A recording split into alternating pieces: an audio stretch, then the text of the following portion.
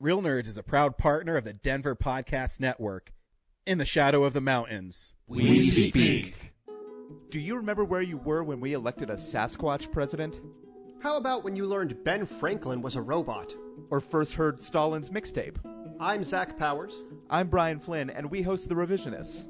Each episode, one person explains real history and another tells an alternate version. And the winner becomes the truth. We let comics from Denver and around the country run wild through history. It's an in-depth look at history, but with more Babadooks. Check out The Revisionists, available every other Saturday. Wherever you get podcasts and at revisionistpodcast.com. Oh, hi, podcast listeners. There's many ways you can listen to the Real Nerds podcast. You can subscribe on iTunes. You can also subscribe on Stitcher Radio. You want to send us a Twitter message?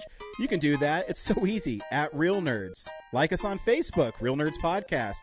You can visit our website, realnerdspodcast.com, where there'll be a lot of articles for you to not only read, but to listen to our previous shows. You can also call us, 720-6nerds5. Thanks for listening, and enjoy the show.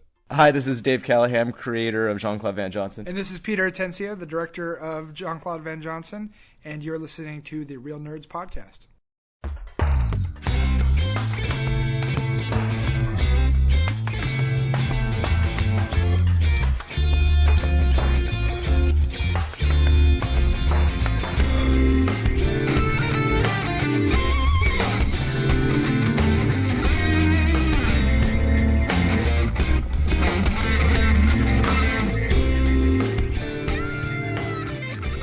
Welcome to Real Nerds Podcast, unofficially the official podcast of Denver Comic Con 2019. And fuck you. That's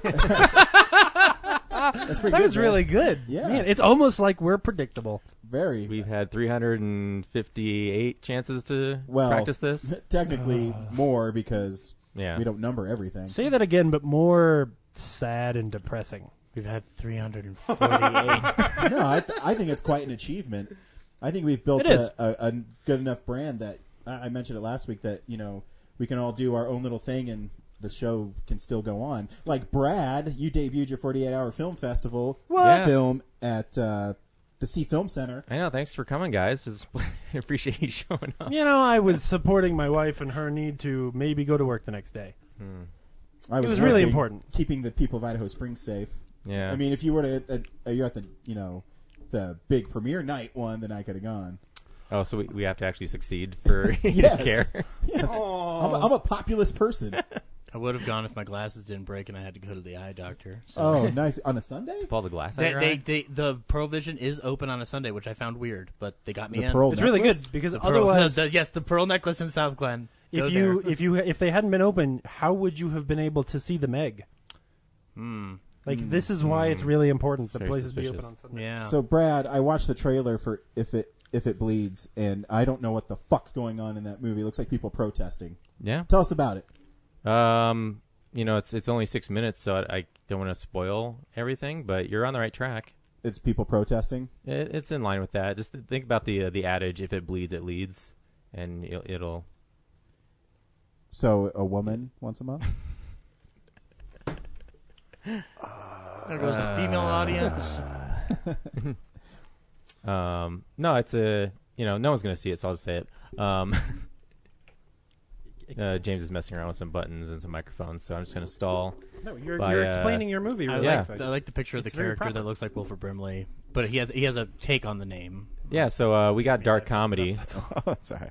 for our genre this year, and the alternative choice was school drama. So we're like, we'll just combine both and see, like, make that our challenge. Ooh. So we did a dark comedy about school dramas, and But most of your stuff, I would say, borderlines on dark comedy. yeah, we were really excited when we got that. And then being school drama, immediately I thought of the ending to 22 Jump Street, of like all the different schools that we could have fun with. Mm-hmm. And then Eileen threw out Crisis Actor School. So, yeah, I'll just stop right there. 'cause I don't spoil all the jokes. This is your 9th one, correct? Yep. Is this your best film you've made? That remains to be seen. Like, obviously, yesterday a lot of people told me it was really good, but topical humor is not my wheelhouse. So I'd say I enjoy some of the other stuff we've done more, but we'll see. But your gig is just the director and cinematographer, though, right? Yeah. So you just shoot what other people want you to shoot. Exactly. Like the last, like Cardigan Sorrow and this have been really like adapting other people's material, which I saw a documentary with some filmmaker before that said like that's the real mark of a director is like adapting other people's stuff rather than just like writing and directing your own. So that's been an interesting challenge, but like, yeah, there's like a piece of it that doesn't feel personal enough. So, everyone's good in it. Me personally, I never would have made a crisis actor, like, mockumentary. But like everyone stepped up to the plate and, so do you think it pushes you, to shoot somebody else's material? Or how do you, because you said it's hard because you don't get as inspired, but does it push you as a filmmaker and as an artist? Yeah, I mean, we only do it 3 days out of the year, so it's hard to like capitalize on like that little area of like learning more. Like there's a lot of time to lose those skills and those perspectives. So I'd like to think I learn from it, but we'll see next year if evolved.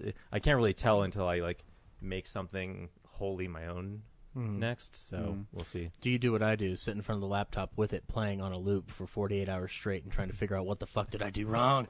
Honestly, actually, it's funny you mentioned wrong, because on Sunday morning, the first edit we had of the piece, it was Ryan Carroll and our sound designer, Mike Henderson, were there, and of all the 9 films we've done, other than the first one, it was the worst feeling that we like wasted the weekend because the edit just didn't reflect the humor that we were going for. Oh wow! So we spent the rest of Sunday just like adding and adding and adding. Just penny whistle after penny whistle after penny whistle. Just You're joking. Get that comedy in there. It really, the sound design is what accentuated all the like beats that were missing. So yeah, I just fell into some butterscotch.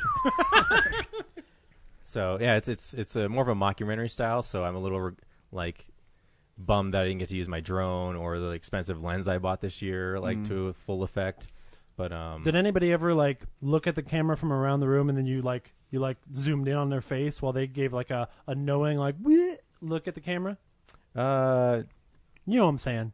I might have done it, but I don't think it ended up in the edit. But we did go for an office style. Yeah, you Jim Halpert that shit. Yeah. So there's no camera in the back corner that stays on in a Robert Durst style, where it's revealed that he did terrible, I didn't watch that documentary. You should totally direct like Fred Durst. Yeah, it just like that's why Brad's in this business. He did it for the Nookie. We're done. We can retire. We can retire, guys. We're done. Remember how shitty Limp Bizkit is? Man, it was so cool and so bad. No, it's not cool ever. Like you would turn on the MTV, which was already a mistake, and there was so much. There was so much constant Limp Bizkit. Holy shit! I was young enough to not really notice it. Like he never really sang. He just shouted. Yeah. And it was awful. I never got into that kind of. Me neither. I mean, I guess I'm a Rod Stewart guy, but I could never get into that kind of music. Yeah. I'm not angry. I'm not angry enough. That name always just kind of bothered me, so I didn't bother. I don't know. Limp Bizkit sounds weird. They sang about cookies and asses. It was great. Okay. Yeah, but it was terrible. But you can I take can them and sing shove about them up cookies your and ass. asses. Give me 2 weeks to come up with a song about cookies and asses, and I'll do it. I don't know how we got on this. Music was but really bad then. The lyric is, "You can take these cookies and shove them up your ass." Because he did it all for the Nookie. I did it all for the Nookie, so you can take that cookie and stick it up your if it's on MTV. That sounds like a terrible song about cookies and asses. Yeah. You know what? When I think about 1990s or 2000s, I just wanted it that way. Also terrible. Tell me why you did that joke, Ryan. Tell me why. It ain't nothing but a heartache. So, Brad, congratulations. The posters look great, by the way. I love the use of the American colors and. Yeah, that was like a last-minute thing because I was going for like punk at first, and then. How come your best work is sometimes last minute, and you're like, "Oh, I need to get this done," because there's no time to overthink it and second guess as much. Yeah, because like on Monday we had to give a design to the printers to get them ready for Friday, so it's like it's got to get done today. So hopefully, I come up with something good, and Yeah, I feel no, like I did. Yeah, you do. so- It's great. Yeah, congrats. I can't Yeah, wait it to looks see it cool. in the finals thing. Well, we'll Brad, see. you're one hell of a designer. There's no guarantee because blocks C and D were amazing all the way through. So Nice. I mean, overall, there was great stuff, but mostly C and D were just like straight through. And they're roughly about 15 go to the best of. So it's gonna be really tough for whoever makes those choices to make choices. Stranger Studios, though, oh my god, like they did their film was Generation Gap, but they worked something else in that just like blew my mind. I don't want to spoil it for them because I might do some of their marketing.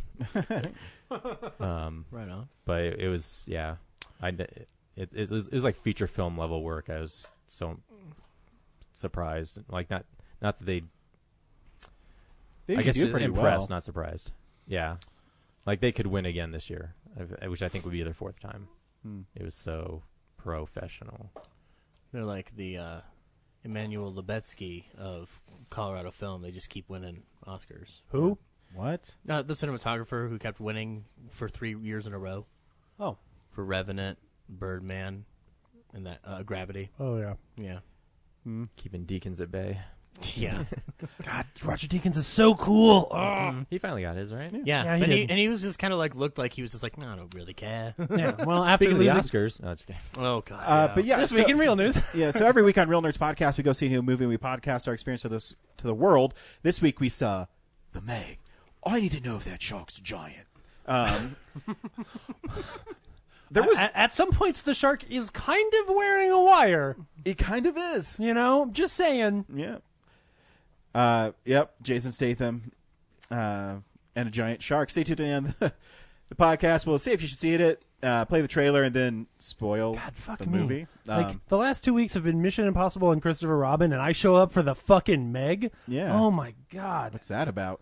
We also talk about movies that are coming out, movies we've been watching, and movie news. And you guys didn't stop me last week when I was talking about Cary Grant's Notorious, but I was describing Suspicion, and I didn't realize that till I got home. I'm like, fuck. Dude, never I seen was it, so- I was super Yeah. tired, so I probably so was not. the difference is in Notorious, he forces this Nazi to work for him. yeah, It's awesome. it's a really good one. Out of But print they're both Blu-ray, it's like $100 on Amazon. Well, it's probably because it's out of print. You know, it's out of print. Yeah. I think you get it in the Alfred Hitchcock collection, though. You can, and then they're gonna probably re-release that shit within the next 2 years. Oh, I'm sure. Hopefully with better box art, because it's that one. Remember Oh, Rebecca? Yeah, with like the big red wave Yeah. flag thing. Yeah, maybe yeah, they're maybe terrible. it'll go to Criterion. That'd be sweet. Because they've been getting a lot of Hitchcock lately, and that'd be nice. Yeah, it'd be cool, especially for the older, like less remembered stuff. You know, I don't need a Birds Criterion. But yeah, no, I barely remember last Monday right now. So Before we start, we know that everybody here, we love the Alamo Draft House. They ground broke on their third site, which will be in Westminster. So they have one south, one in the middle, and one in Westminster. Great. Oh, wait. That's really smart. One way the fuck up. And at this rate, it's going to be even cooler, and I'm going to be mad because it's going to be even farther away. Yeah, so I mean, I'll have to go to it because they're having their biggest screen there, and it's called the Alamo Big Show, which is a huge screen. Oh yeah, they're doing their IMAX stuff there, right? Yeah. Yeah. So it's going to be inside the Origins Hotel complex thing. Yeah, which they there's just this opened one in Red Rocks. So they're like themed hotels. Yeah, it's like there's this whole piece of property up there that I think used to be like a big shopping mall or something like that they've cleared out. I've got some friends who live up there near Cocopelli Brewery, which is a fantastic brewery up there. Anyway, and so every time I drive up there, I'm like, oh my god, it's gonna happen, but it's gonna be so far away. It's a cool little property. So Yeah, no, it's awesome. So it's good that we're lucky that we have 3 Alamos here. Yep. So And We're such almost trend Texas. setting. I know, right? I don't know if you guys talked about it way back when, but like the one here in Denver kind of sets a lot of trends, like the whole straw thing, where like they're all changing to paper straws and stuff like that because of Denver, and like the one here is pretty cool. did you ever utilize the straws when they were there though? Oh hell yeah! I never. Oh, Really did. I hate every time I go now, and I'm like, God damn it, where's my friggin' straw? So, Like, yeah, I want paper straws as fast as possible. Honestly, I'm really weird, and I like straws too because I don't like my lips touching Yeah. Well, the glasses. I mean, I'm sure they're Yeah. fine and they're clean. It's just my own like fear of it. It's really weird. It's like public restrooms. I freaking hate them. It's not a cleanliness thing for me. It's two things. One, it's that I don't when it's dark, like I want to be able to drink without like having ice and shit in the way. So like I don't want to. I don't want to worry about like spilling or. I'm really bad at drinking. I'm a child. You know what I should bring That's for the you? problem. And I drink a lot more and faster if there's a straw. So I can bring, so you can take it with you. I bought this thing off Amazon for Kellen, where they're rubber straws that they're reusable and you clean them, and they work pretty well. That's pretty great. He likes them for his chocolate milk. So I bet those are really hard to remove from the nostril of a turtle.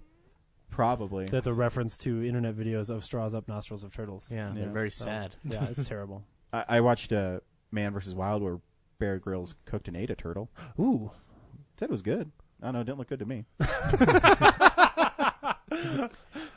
We also got an email. Feed meal! Corinne sent in this one. So this might be hard for you guys because you guys didn't read it. Hey, nerds. So something I've been thinking about recently is a AFI Top 100 list of movie quotes. I remember watching the special when it aired in 2005, but if they were to redo the list maybe 15, 20 years from now, I wonder what movie quotes from modern day are going to endure the way, here's looking at you, kid, Soylent Green is people, and frankly, my dear, I don't give a damn, among others, have endured to be on the list today. So here's my question. Looking only at movies that have come out in the past 5 years, what quotes do you think are so iconic enough that they will stand the test of time and youngsters will still be quoting them 50 years from now?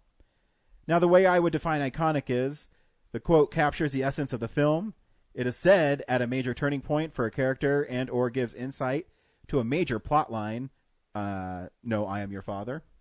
The quote perfectly encapsulates the character saying it and their relationship with the person that it's being said to. It is said during the film's climax. You know what's really bad is reading stuff like with the microphone stand right here. It hurts my eyes. Granted, I don't think all the entries in the AFI's list would meet this criteria, but I think most of them would. Anyway, I tried thinking of some myself and eventually thought of a few, but I'm curious to hear your thoughts. As you guys have seen a lot more movies over the past 5 years than I have, coming up with some iconic quotes will probably be easier for you. Thanks for letting me pick your brains. I'm Mary Poppins, y'all. That is a really big one. That is a really good one. I did read the email, so there you go. Oh, nice. Good job, buddy. No, I think you're right. I'm Mary Poppins, y'all. My name is Daniel Lugo, and I believe in fitness. I want Pain and Gain to get something. No. They have to make more than $6 million at the box office. Oh, that's mean. I don't think this one would. But I rewatched Creed this week, and I realized I really want to remember the line, one step, one punch, one round at a time. Like, that to me is a really cool, powerful, in the same way that some of the quotes from the original Rocky are. Like, that sort of chant in that film is so cool. No one else will remember it, but I will. Man, that's a good question, though. Robert Redford saying Hail Hydra. That's a good one. I mean, I was going to go with the Spider-Man, with great power comes great responsibility. I think that's from 1964. Like, come on. She's talking about movies, though, and it's used in a movie so much that it's become that they don't use it anymore. I mean, it's so well known that they won't ever say it. No, you're right. Yeah. Man. I was going to say also, like, Oh, What a Lovely Day for Mad Max Fury Road. Yes. Oh, yeah. But it doesn't meet her specific criteria. No, but I think every time people advertise that movie, they use that instead of the more obvious one, which is, what is it? I'm Arrived in Valhalla. Witness Me. Witness Me? Oh, Yeah. Witness Me, yeah. No, I would say you're right. both of those are. I think they do meet the criteria in that, like, What a Lovely Day happens, like, at the end of this whole action sequence that really defines that film really well and, like, makes you understand what you're in for. And I think it also reflects that character really well. I've got one. It's not a quote. It's more of an expression. It's Tyrese Gibson when he goes woo in any Fast and Furious movie. Woo! Man. Sure. I don't know. I was thinking about this too. Watching the Meg, the movies now, like, iconic quotes don't seem like happen as often because you always would have, whether it's I mean, you're talking about Terminator, I'll be back. It seems like they don't really have. Yeah, it's almost like What a Lovely Day is a good example where I think part of why that one sticks out is because it was in the marketing so much that you heard it a lot. So I'm not sure. I Am Iron Man, I think is a really big that's a good one. Yeah, because it changed the whole dynamic of Yeah, absolutely. being a superhero. I think it's a good. Yeah. Yeah, it defines that character really well. Is it a turning point? Like, yeah, absolutely. I understood that reference. That was That's good. not a bad one. Can we get out of the Marvel movies though? I know. Well, part of it is I'm trying to think of, in order for it to do that, it's got to be a movie that was really, really popular and prolific and something that a lot of people saw and would reference. Why did you say that name? Martha! God damn it. No, but if you're asking from that movie, I'd say I think it'd be Do You Do Bleed? You Bleed? You will. Sure. You will. Yeah. Yeah. Man, things have been really popular. Jason Momoa going, yeah.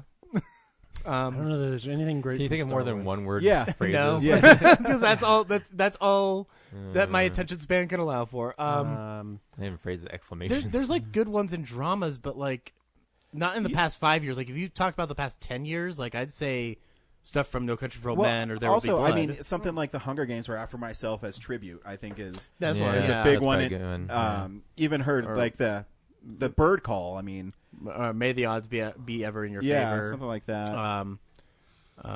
Harry Yeah, I Potter. wonder. I wonder if it's partially that if you're going for the last 5 years, it's hard to know, simply because like you point out some good ones there that are a little bit beyond that yeah, that time limit. It's almost like you kind of need a little time for that stuff to stick. I think if you give it a couple more years, but like Because like in the Milkshake is a pretty obvious one. Yeah, I know it's another Marvel, but give it a couple years, and in the first Guardians, when he says this is our chance to give a shit, like, I mean, you'd have to blur it, but I like that line a lot. I don't think that's too. It's not very iconic though.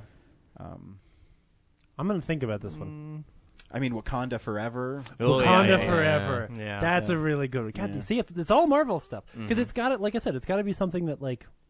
What's something else that everyone cultural saw? zeitgeist. Yeah. Yeah. Is there anything from Get Out? Is there I'm trying to anything think Star from Wars? The new Star Wars is, and I can't think of anything. Yeah. Well, no, Get Star Out Wars is literally just the Get title Out. of the Sure, film. yeah. Get Out. Or his friend going, sex slave! Yeah, Star Wars is just not enough. Like, Because I think TS motherfucking A. nope. no. No, I like that. I think because Star Wars, all the iconic quotes are already there, Yeah. so it's And, may you the know, force those be are- with you. those are well, really I mean, you could do the well-written set of films. when Leia and what is freaking Laura Dern's character's name? Oh, Their little exchange at the end. They have a little Incel Satan. Yeah. No. bit. Ellie. Sorry, I'm just thinking about how much I fucking hate the internet this week. Yeah. Holdo, something Holdo. Yeah. Holdo. Yeah, Yeah. Holdo. Yeah, gosh, yeah. May the force be with Vice you Admiral always. Holdo. Yeah. Yeah. Yeah, I don't know. What a great character. Really dynamic and interesting. Fuck you people. I agree. Fuck you. Not you people. You know who I mean. What do you mean, you people? Yeah, I don't know. Yeah. That's a lot. I'm going to keep thinking about it the rest of this this episode. Yeah, it's hard because the 5 years is really narrow. Yeah. Yeah. If And- you do another 10 years, I'm the dude playing the dude disguised as another dude. Oh. That's pretty There's good. a lot of Tropic That's Thunder a pretty you can good pull one. from there. Yeah. Oh yeah. No. I- Big ass titties. Again, not one Yes. you could put on the Well, I poster. mean, I think something like, what do you mean, you people? Yeah. Something like Yes. that is pretty close. Man. That's a good question because I read that and I was thinking about it. I was going, man, I can't even get. It's hard for me to get past the blockbusters because those are the ones that people remember the most. Exactly, yeah. Mission accomplished from Ghost Protocol. Yes. No one's going to say that. I think something else popularized that one in consciousness more. Yeah, what was it? It was something that happened on a carrier. There was a man with white hair. That's all I remember. So, Corinne, if you're listening, I'd be interested to hear Yeah. what you think. Yes, please send in the See ones if you you can get have. us past Marvel. I would love to talk about this next week as a reminder so that way I can think about it all week and come up with some good ones. I mean, it's older than 5 years because I even think, if you're looking at Batman, it's, swear to me. Oh, Like, yes. that's Swear a to big me is a one. good one. Yeah. Yeah. No, it You probably think was something Darkness Joker is your- said though. It's probably more. Yeah, Joker. The magic Oh, trick. why so serious is not a Whoa, Why why so serious? That's the one I'm Huge thinking of. one. Yeah. Yeah. But again, a big part of the marketing as well, right? That's Yeah. part of why it's in people's heads. Yeah. I'd go for Rises for one. You merely adopted the dark, or like The Fire Rises. Sure. Just little like things he says. Yeah, it's just not in. Like, Well, it's the not- it's problem not with that- punchy enough. You can't hear him through the mask. Yeah, I the know. problem with that is that 90% of people heard that as.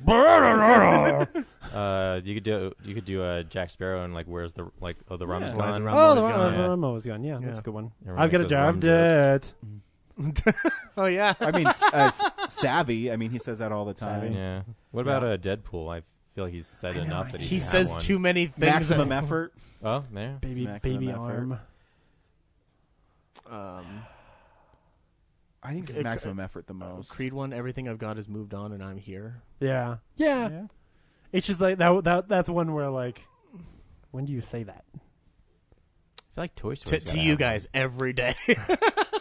Toy Story 3? Well, any Toy Story. Sure. I feel like So long, partner. Oh, But some of those are 20 years old. yeah. 5 years. Yeah, you're right. Sorry. right. Like, My bad. oh, God. I feel like Some there's of those something. movies are 20 years old. I feel like there's something in Zootopia or like some kind of Disney like animated film that's coming out. Let it go. I mean, Oh, let it go. fuck Yeah, me. that's right. Shoot, that's within her 5-year mark too. oh yeah. Yeah. Um, Wow. Yeah. That's a good question. what was I supposed to sit do? here and Let think him about die? Maybe. Man of Steel. I like Kevin Costner. Yeah. Anyways, let's start off with some real news. Okay. It's real news.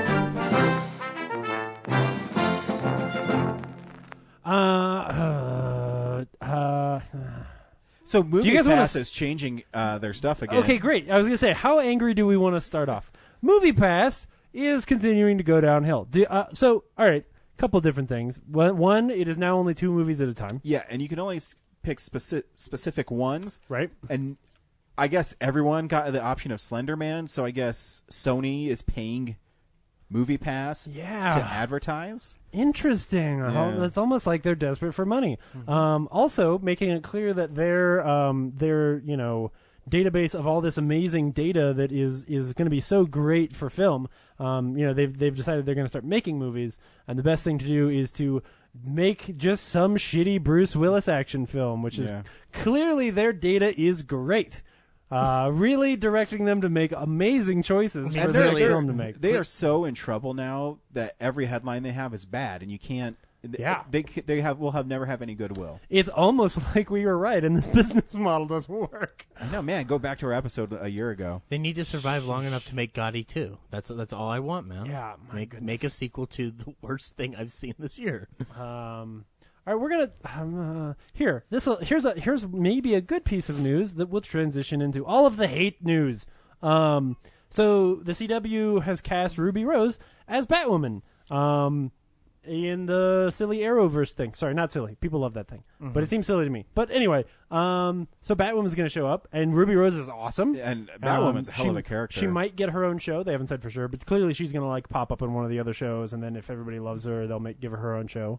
I Ruby have Rose is some good. issues of Batgirl that Batwoman shows up, and she's really fun. So I started going back and reading when she actually shows up in the 40s or 50s in Batman, but they kind of redid her recently in Detective Comics, and it's a run of like 9 issues where it's just her. So it's Batwoman in Detective Comics, and it's pretty awesome. I recommend everybody check it out because it has like one issue is 20 years ago, then the next issue's I think like 15 years ago, and so it just traces her steps. It's pretty sweet. That's cool. And the art's amazing, and the writing's really good. It's by Greg Rucka. Then it turns into shit news. I really love Ruby Rose. I think she's great. We will talk about her later in this episode. I don't think she's an amazing actress, but I think she's fun. And she's cool to look at. Like, My wife's haircut is your modeled wife loves after her hair? Yeah. I like the reference to that in the Meg, but we'll get to that later. Because I didn't know who she was, honestly. Yeah. I mean, what other movie is she in recently? Triple X: The Return of No, Yes, Triple X: The Return to Xander besides Cage that is the best film she's been in. She was also in John Wick 2. Yeah, John Wick 2. That's where I knew her from. Wicker John. No, she's fun. My wife really likes her. I mean, I really don't know anything about her. She got famous out of Orange is the New Yeah, Black. I mean, my wife loves that show, so that's. I think that's she where was her in. hair got famous too. Yeah.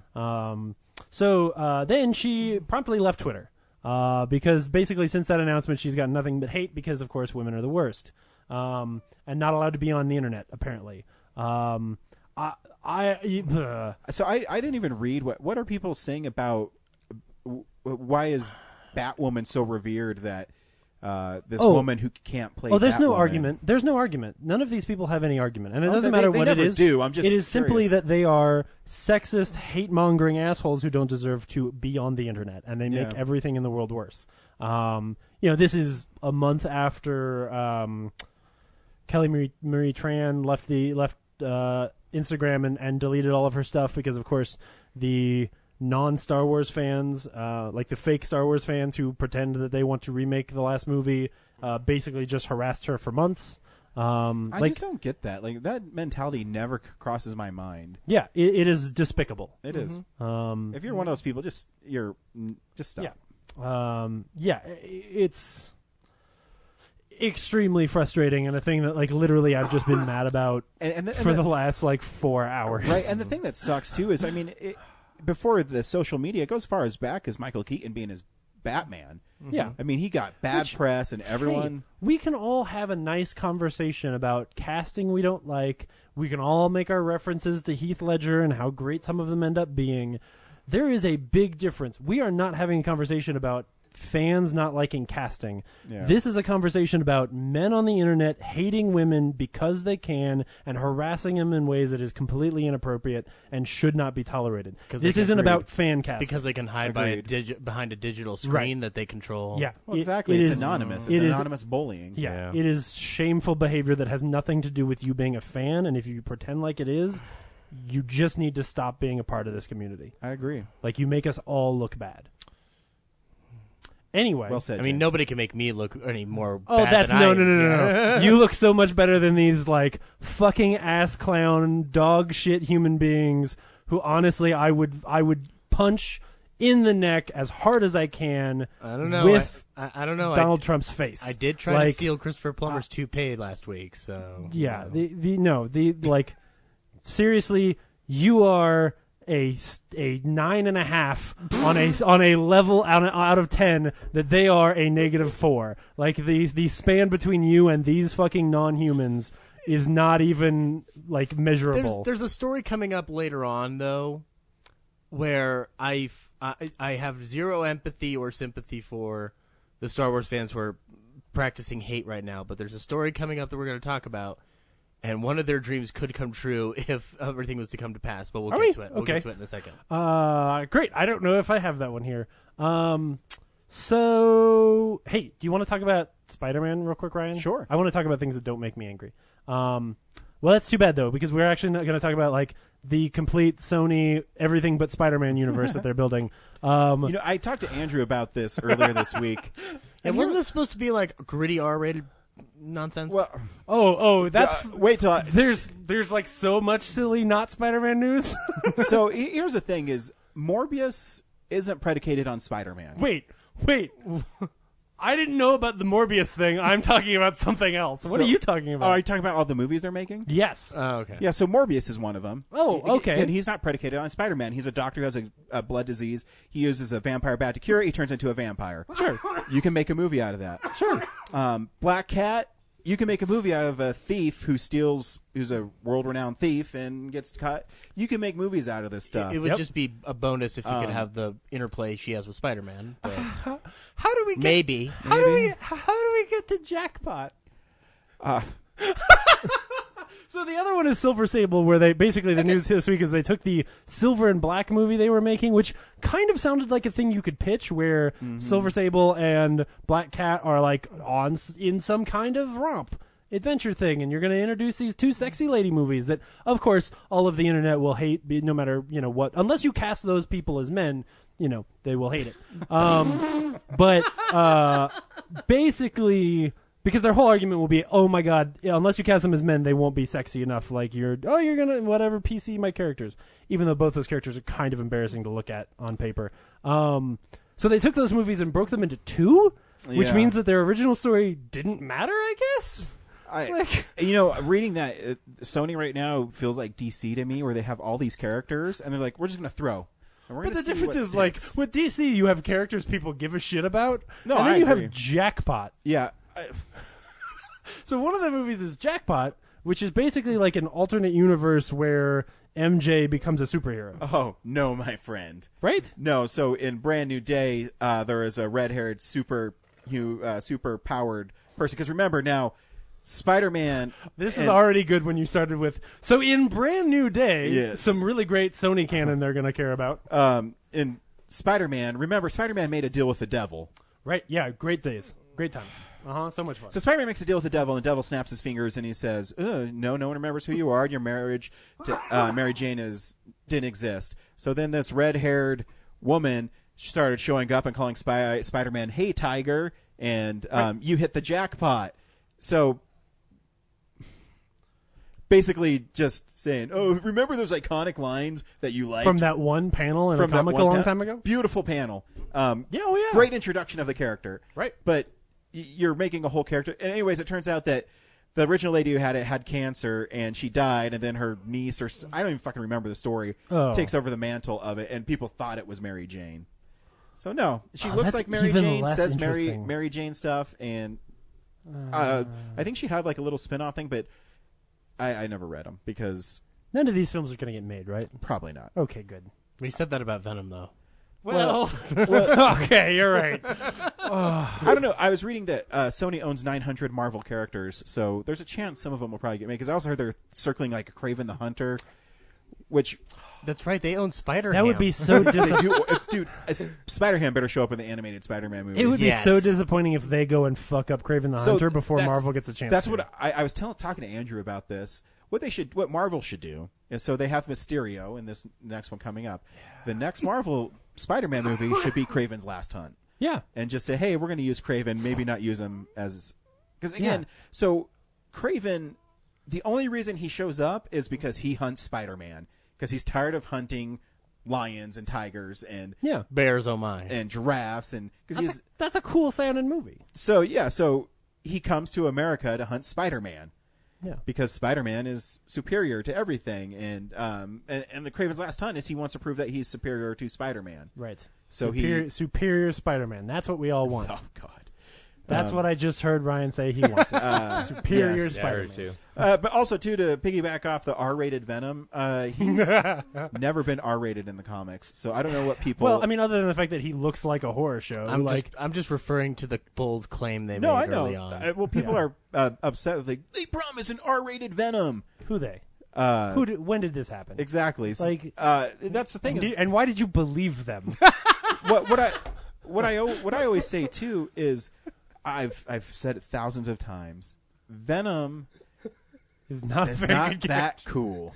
No, you watch that trailer and it's like, okay, yeah, you made this heavy metal looking movie, and there's literally like all these jokes that just drop flat. Yeah, and like there's a really funny meme where it's so it's Venom, Pancreas, and then it cuts to the robber guy, and he's like, I forget what he says in the trailer, but it's Tobey Maguire's face is like superimposed on, and he's crying, and then the Venom symbiote like goes away, and it's Djokovic from the first Spider-Man. It says Rent.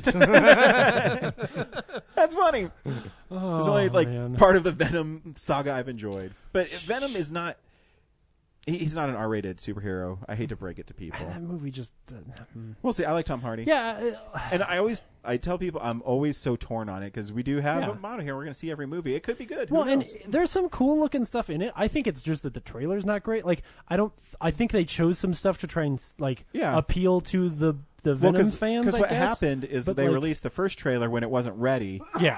And then they didn't show Venom. So now the next trailer is like, well, look how cool. We got to show a lot of Venom. And Venom looks cool. He looks really cool. The animation's great. Yeah. I just think the character of Venom is doesn't work. shitty. Yeah. Like, the fact that there's this long, 5-second part of the trailer where he's, listing organs and saying he's going to... They're so delicious. I'm like, is this the fun I'm in for? So, yeah, I mean, that's mining the great character that is Venom from Amazing Spider-Man 312, where he tells Spider-Man he's going to eat his brains. Someone should intercut clips from the Upgrade trailer into the Venom trailer because they're both talking to a person inside their heads. That'd be really good. They only that trailer too. That trailer plays really well.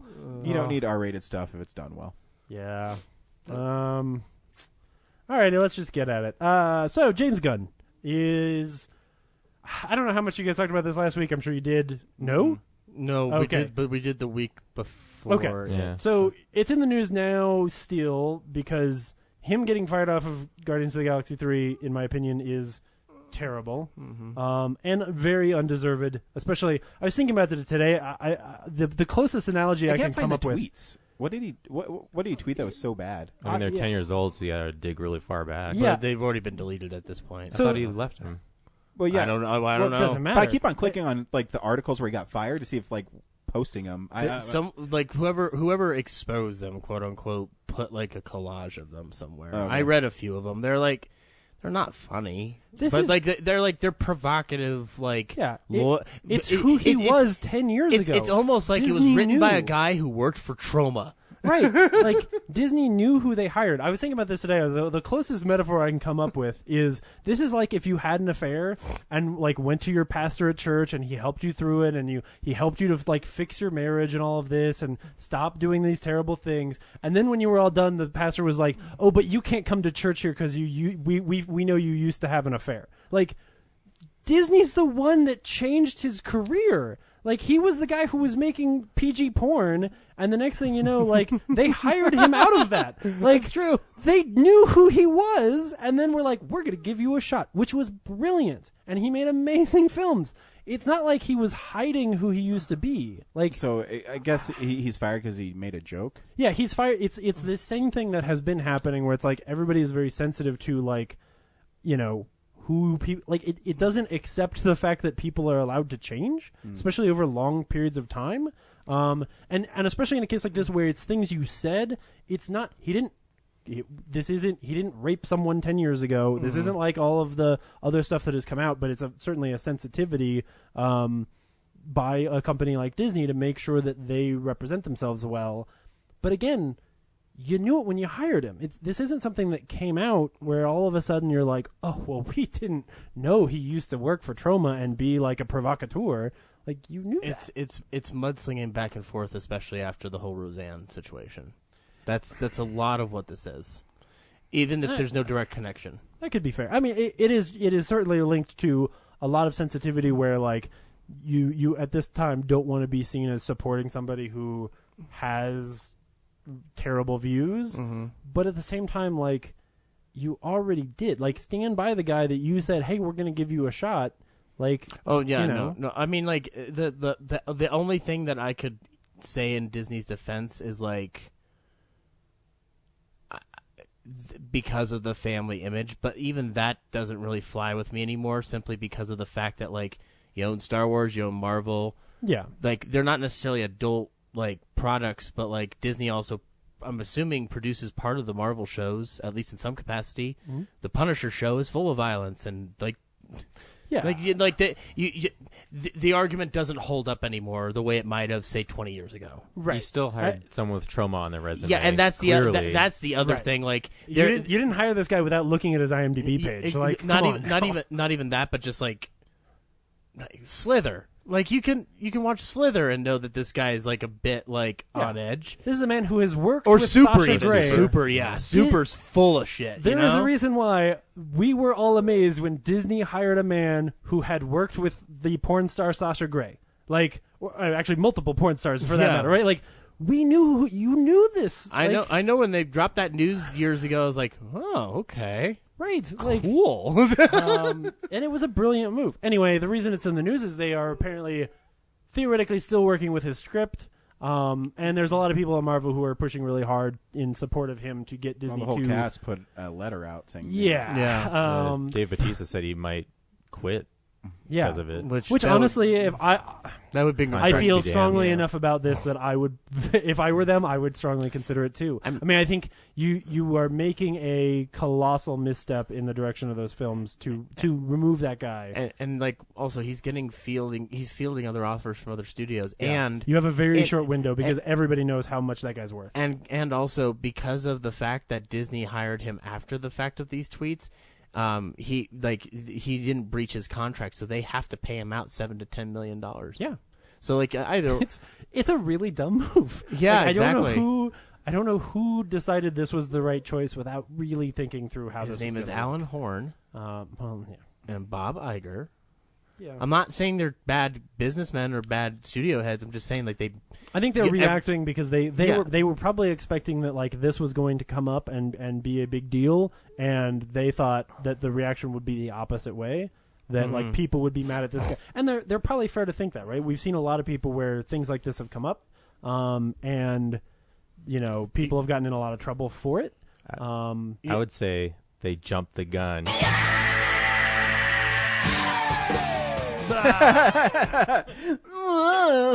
There is a side hilarious story to all this is that fans are petitioning for so stupid and a blatant, it was awesome. relatively unknown director named James Gunbergo Yes, to I be did like hired, that. and it's just James Gunn and a mustache, and it's amazing. That was like one of my favorite things I saw on the internet. I think that Ryan Johnson's reaction to delete all of his past tweets is a really intelligent statement about how stupid this whole thing is.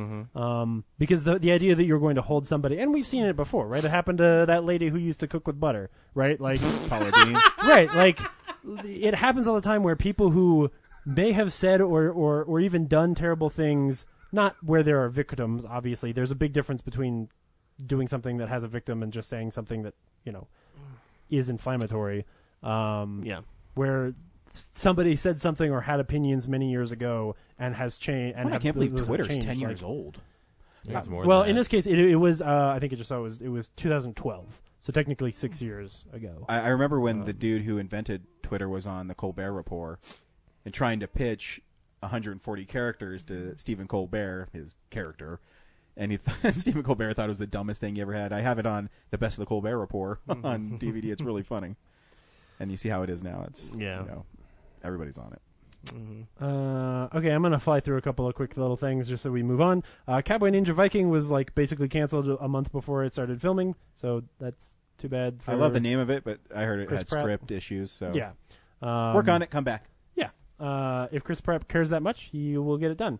Speaking of Chris's, both of them have maybe dropped out of Star Trek 4 because of wanting to get paid, which might be fair because both those guys have become They're worth a lot of A-listers, money yeah. since they Trek made better have those that films. money.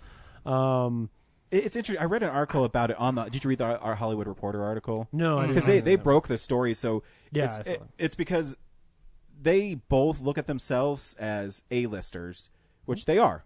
Yeah, So they I would definitely say Chris Hemsworth is. Yeah, and so, well, now Chris Pine too. Though I mean, he's the new Wonder Woman movie, so he's in demand. Oh yeah. And for a lot of money. And the studio Paramount doesn't want to make a Star Trek movie for too much money, and they're concerned by giving all these actors this money that it's going to balloon the budget. Where in the last Star Trek movie only made $385 million worldwide. Yeah, but I don't care. Like they to be fair, If they they care, they'll come Yeah. back and like.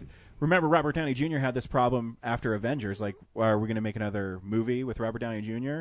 And I think Kevin Feige said, "Yeah, we just back the Brinks truck up to his house," and he said, "Yeah." Yeah, I mean, Paramount, to my remembrance, didn't do a very good job of promoting Beyond. No, So that's kind of on them. yeah, it's because I remember talking about it how Sabotage was in the trailer, and a lot of people didn't understand why it was in there. But then when you see the movie, and it's totally badass. Yeah. But it like misled them, I guess. Yeah. Like, or like it was like a spoiler, but not a I don't know, spoiler. something about Chris Pine's voice, I love it. He has like the sexiest voice. Yeah. Yeah, that's really good. Yeah, Did you know hopefully they figure it out. You know his dad played Jim Halpert's dad on The Office? Really? Yeah. That's awesome. Huh. Funny. I hear he's a real sweetheart. Yeah. The So more you know. I think a lot of those. You don't read too many like people who are in the Marvel movies that are not cool. yeah. Because they fire him, Edward Norton, Terrence Howard. Terrence Howard. It's It's so cool. Don Cheadle is way better. Last piece of Marvel, Ant-Man and the Wasp is apparently going to be the last movie that Netflix gets to stream. After that, they Yeah, will all be on our happy little Disney streaming channel, which we will all end up getting. That's fine. Why am I working so hard to buy all these Disney Blu-rays on the Disney Movie Club when I'm going to just have access to a lot of that shit? Because you're a man who cares. You also don't like interrupted connections and and the fact that it starts off Can blurry we for all, the first 30 can we seconds. all just be really honest about this? It's because I'm a materialistic collector and I like having everything. Here's Like, what that's I, really the no, reason. Here's what I Like, tell my wife. It's literally because I want physical copies of it, because just like Netflix, just like Hulu, and even the Disney streaming service, are they always going to have everything on there? No, you're right. And are You're they right. going to take it away when they don't want it? I'm And- saving it for the apocalypse. Yeah. I'm just saying, like, if Netflix goes down or if Netflix is down because the internet goes down, or if my streaming copies that are on like Amazon or whatever are inaccessible because the internet goes down, I have a much bigger problem in my life. No, that's what I mean. I think the bit rate's way better when you watch it. And there's no question about bit rate. What's that? The internet's down, and you want to watch a copy of Mad Max Beyond Thunderdome? Well, you're gonna have to go into my real Thunderdome in order to get a copy. Are you listening, ladies? No. I meant like two dudes have to fight to the death, because I'm assuming it's dudes who want to watch it. Wow, you backtracked from that really fast, Zach. And in silly news, I'm just so excited for Brad to basically say, "Who cares?" The Oscars announced this week. Oh, they announced a bunch of dumb things, but go ahead and say the big one. That they're going to limit the telecast to 3 hours because short speeches are always what we wanted. Whatever. They're also going to add a popular film category. I don't know how you defined that category. I don't know either. When I hear that, it's for them and their pretentiousness to have a category where you can take a film like Black Panther and say, even though it's all the critics love it, all the audiences love it, it's not Oscar worthy, so we're going to put it in this popular culture one where it still wins an Oscar, but it's not going to win a real Oscar. I think they should just call it Other Best Film. Like Other Best Picture. Runner up. Yeah. Right, but runner up, but all different 5 films. I hope that because they've allowed so many more young people into the Academy that they'll just vote Black Panther as the #1 movie anyways. They said it does qualify for both categories, so there's that thing. They're slowly rolling out what the specifications of that category are going to be. But like the thing was, like the moment that broke, like every like Hollywood reporter outlet like went bananas. All I can think of is it's a room like this with a bunch of old white dudes going, "These young whippersnappers like them comic book movies, and they're not watching the Oscars." I really want to make a sketch of you playing an old Academy member. And then the other old white guys like, saying in Italian. "You're right. They don't have enough. We got to get them to watch this." And so they say, "Oh, popular was it achievement in popular film? I think is the fucking name of the thing." What's this movie? Get Out? I don't. You get out. Yeah, there's no way we can have a horror film about slavery being included in the best pictures. I mean, come on. It points out all the things I supported back in Civil War times. Basically, we're the old dude from Dick Van Dyke and Mary Poppins. Yeah, shit. The important thing to remember here is like they're doing this to sell commercials during their silly show. Absolutely. Well, like none of this makes any sense. So outside of the popular category, though, like the issue I have with the 3-hour telecast, like not that shorter time is a bad thing, but they're talking about editing down speeches on like smaller categories. Well, I mean, do you really need to see a speech about the best animated short? No, but no, I don't. Which is why I don't watch the Oscars. No, but at the same time, that's a nice moment for Best them foreign that they film. get, Yeah. and now they don't get that. The truth is, Why don't they have just best American film? the truth is, you know what I would like them to edit out? A lot of the masturbatory videos about movies Yeah. and how good they are. I'd like to not have to see trailers for all the movies that were big that week. How about we only have someone stand there, list announcements, and let people have speeches, and stop filling it with all this other bullshit? Like, Take out the musical numbers. Yeah, musical numbers. how about take Interpretive out dance. the 2 hours of what are you wearing that happens beforehand? Because that part's pretty sexist and stupid. Like, there's plenty of things you could do to make it better. Plus, Joan Rivers is dead, so it's not funny anymore. Was it ever? Funny then either. Yeah, there's It'd be funny if they brought out her coffin and just opened it up and let her corpse sit there. Oh my God, I'm dead. I'm dead. And then have Jeff Dunham go. Oh God, no. Yes. Don't bring Joan Rivers near Jeff Dunham. One's clearly better than the It's other. pretty great. It's Joan Rivers. She was the better one. Was she? But she's funnier than Jeff Dunham will ever be. I'd say that's let's be honest, Ryan. That is. What's He's your probably scale? right. How do you quantify that? Because Jeff Dunham's a racist puppet master, and Joan Rivers was a funny woman who was in Spaceballs. So is that like a 5 or an 8? All right. Yeah. Anyway, but no, like on that Zach Eastman scale of -4 to 9.5. But the popular category thing, though, like, I mean, like, this could be the Academy, honestly, just like shooting ideas at the wall and seeing what sticks. Like, they might be literally trial running this because they haven't set qualifications for it. They don't know what exactly qualifies you for that category. And so, like, they might literally just be, like, throwing it at the wall and seeing if it sticks. Kind of what they've been doing for the last, 5 years. Yeah. Hey, remember when The Dark Knight was going to win an Oscar? Well, they better backtrack it before they actually hand it out, because if they hand it out this year but then don't do it next year, it's like whoever wins that Oscar is like, here's the only one of these. I got the only fake Oscar that they ever gave away. Yeah. Transformers. It's made of chocolate. Oh, God. How abysmal would it be if the thing that won was, fucking trash? Like, if the Meg... Sorry. But what if 47 meters down the next chapter... Can you believe that title of that movie? Like what? I certainly can't. I certainly can't, considering that I know how the first one ends. But yeah, what if they do go to just popular is based on gross, because no one actually bothers to watch the movies? They just check a box and and I'm assuming that's it's kind of what lobbying. that's what some people do in the voting process anyway. If you read and listen to all these awards chatters, they don't even some people don't even see the movies. They just fill out their ballot because they're obligated to, because of it's an Academy thing. And I would certainly hate if it became the People's Choice Awards and basically the winner this year was Avengers, which probably isn't as good as The Dark Knight. Let's all be honest. Great movie and I love it, but or not The Dark Knight, but not as good as Black Panther. I'm just saying, there's a really good chance that it ends up being some silly People's Choice Award. Here's the thing. Here's the only reason I want to see if this pans out. My theory, you know how all the Star Wars fans for some reason want George Lucas back. This is the way he gets his Oscar. Because you said all the Star Wars fans, and I don't think there's any real Star Wars fans. I'm sorry. The angry people seem to want him back. Yes. So this is how he gets back. He goes up to Kathleen Kennedy and JJ and go, "Hey, I know you're making episode 9. Let me do it. Put my name on it." And that's how he gets his Oscar. No, sincerely, because that's the only way he's gonna fucking do it. He's been shafted. He was shafted all the time. He could get a Lifetime Achievement Award. No, he totally could. No, they're angry. I mean, they're not they won't. Yeah. A lot of people have to die before he gets also, it. Also, Michael Bay. It's the only way Michael Bay's getting one. Okay, now I'm on board. Yeah, but what does he get it for? Is the thing. The Rock. Retroactively? Yeah. Well, no, Pain and Gain then. No. Yes. No. Yes. Pain and Gain has The Rock. Can we in split the difference? Oh shit. Yeah. Here's some movies that are coming out on Blu-ray this week.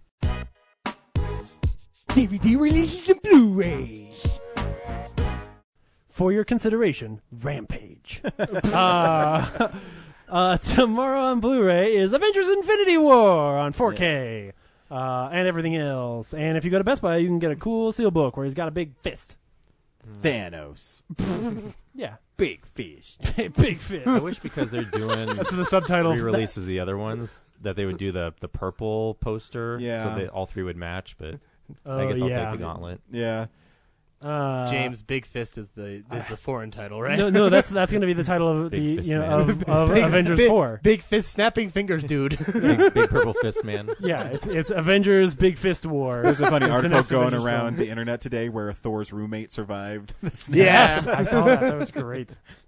And of course, that's the only real movie coming out this week on Blu-ray because, of course, no, I'm going to get to all the other stuff. I'm just saying, there's almost nothing else from this year because no one wanted to go against that. I wouldn't. And I think Deadpool 2's next week. Then, yeah, it is. Yeah.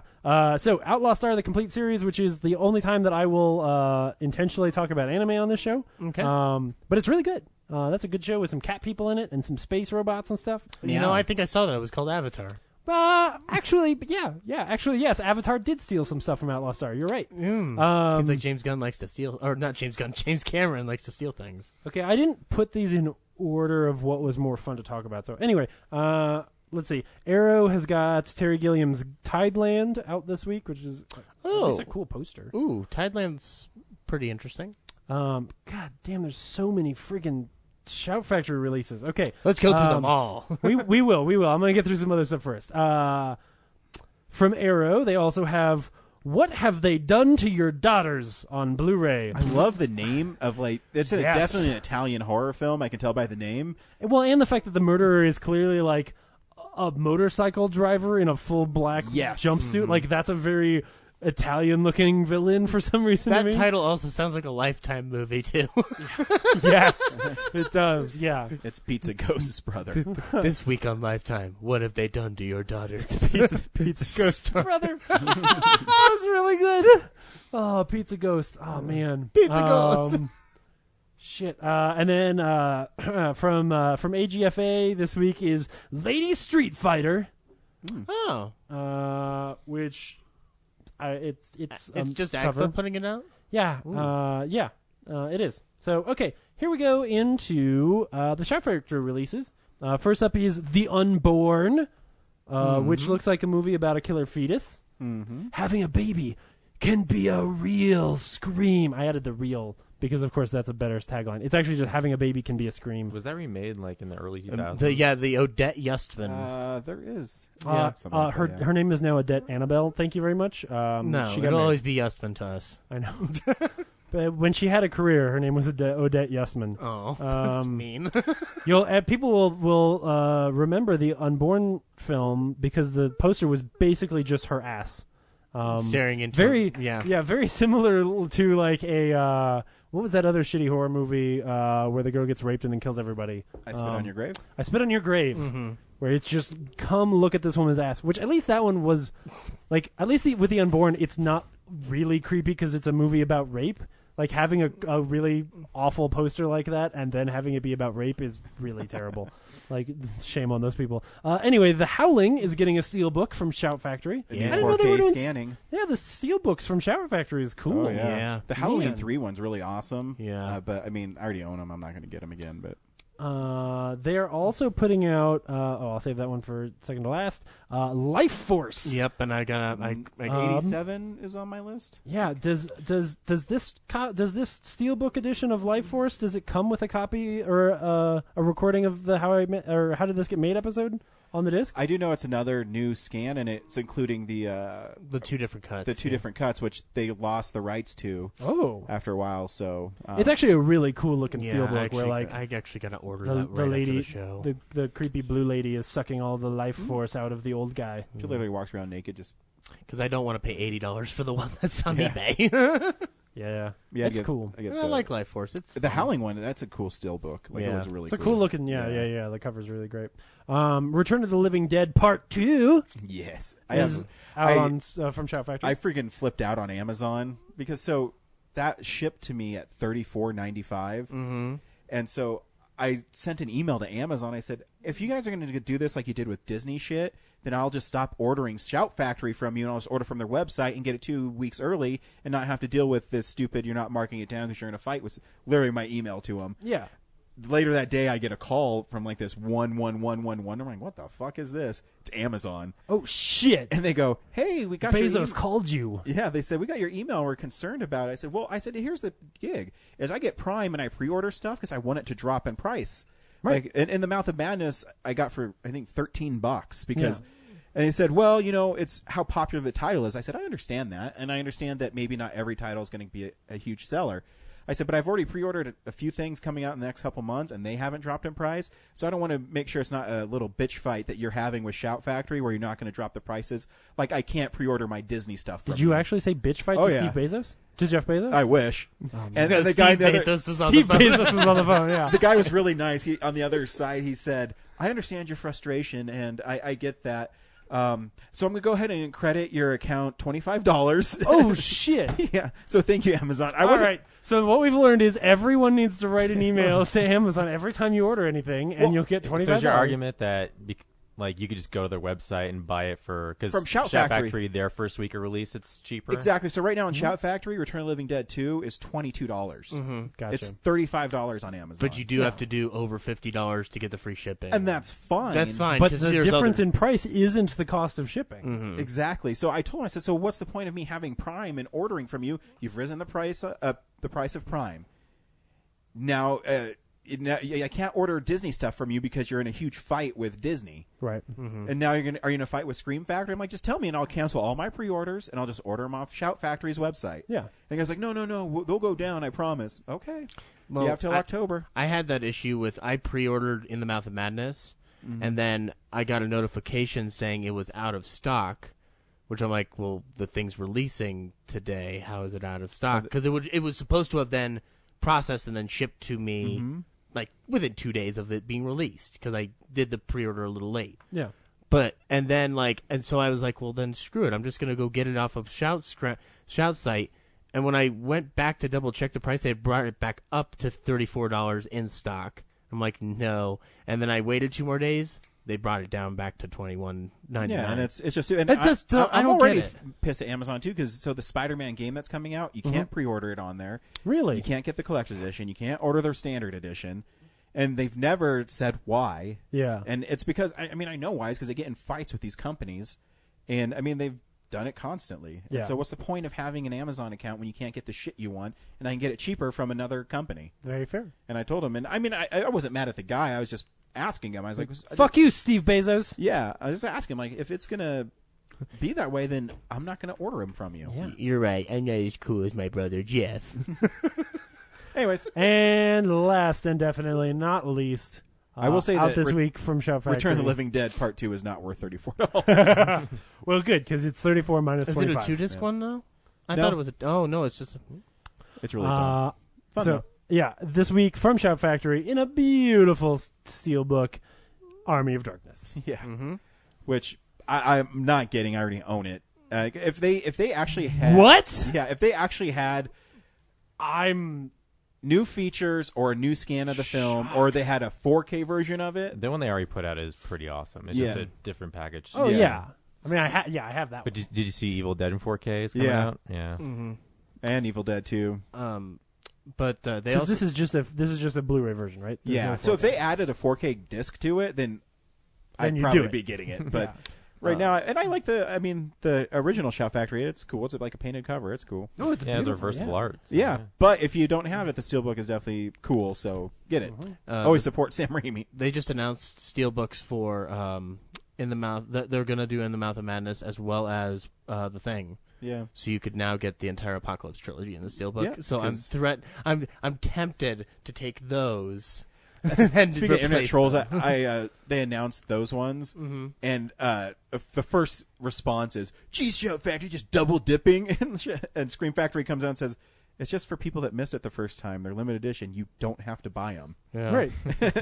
And then You know what? Like Nothing you else. know, But I can't control myself. you know, like just listen to any interview those guys who work at Shout Factory do on the Shockwaves podcast. They are nice, sweet people who are trying their hardest. They Stop bitching at they them. make films for collectors. Yeah. If you want the standard edition, get it. Well. If you want the steelbook, get one of the 7,000 they're making, or don't. Who cares? Yeah, and at least be like me and admit that you're doing it because you're a materialistic Yeah. collector and not because there's a rational argument. Don't tell my Yeah. wife. Yep. Brooks, I got Candyman. Don't ask me why.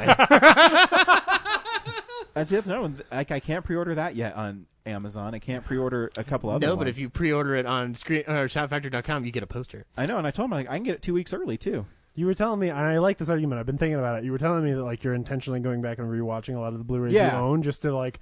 So, I don't want to admit how many Blu-rays I own that I've never actually watched. Oh, yeah, it's bad. Like It's bad. Like, I have... me too.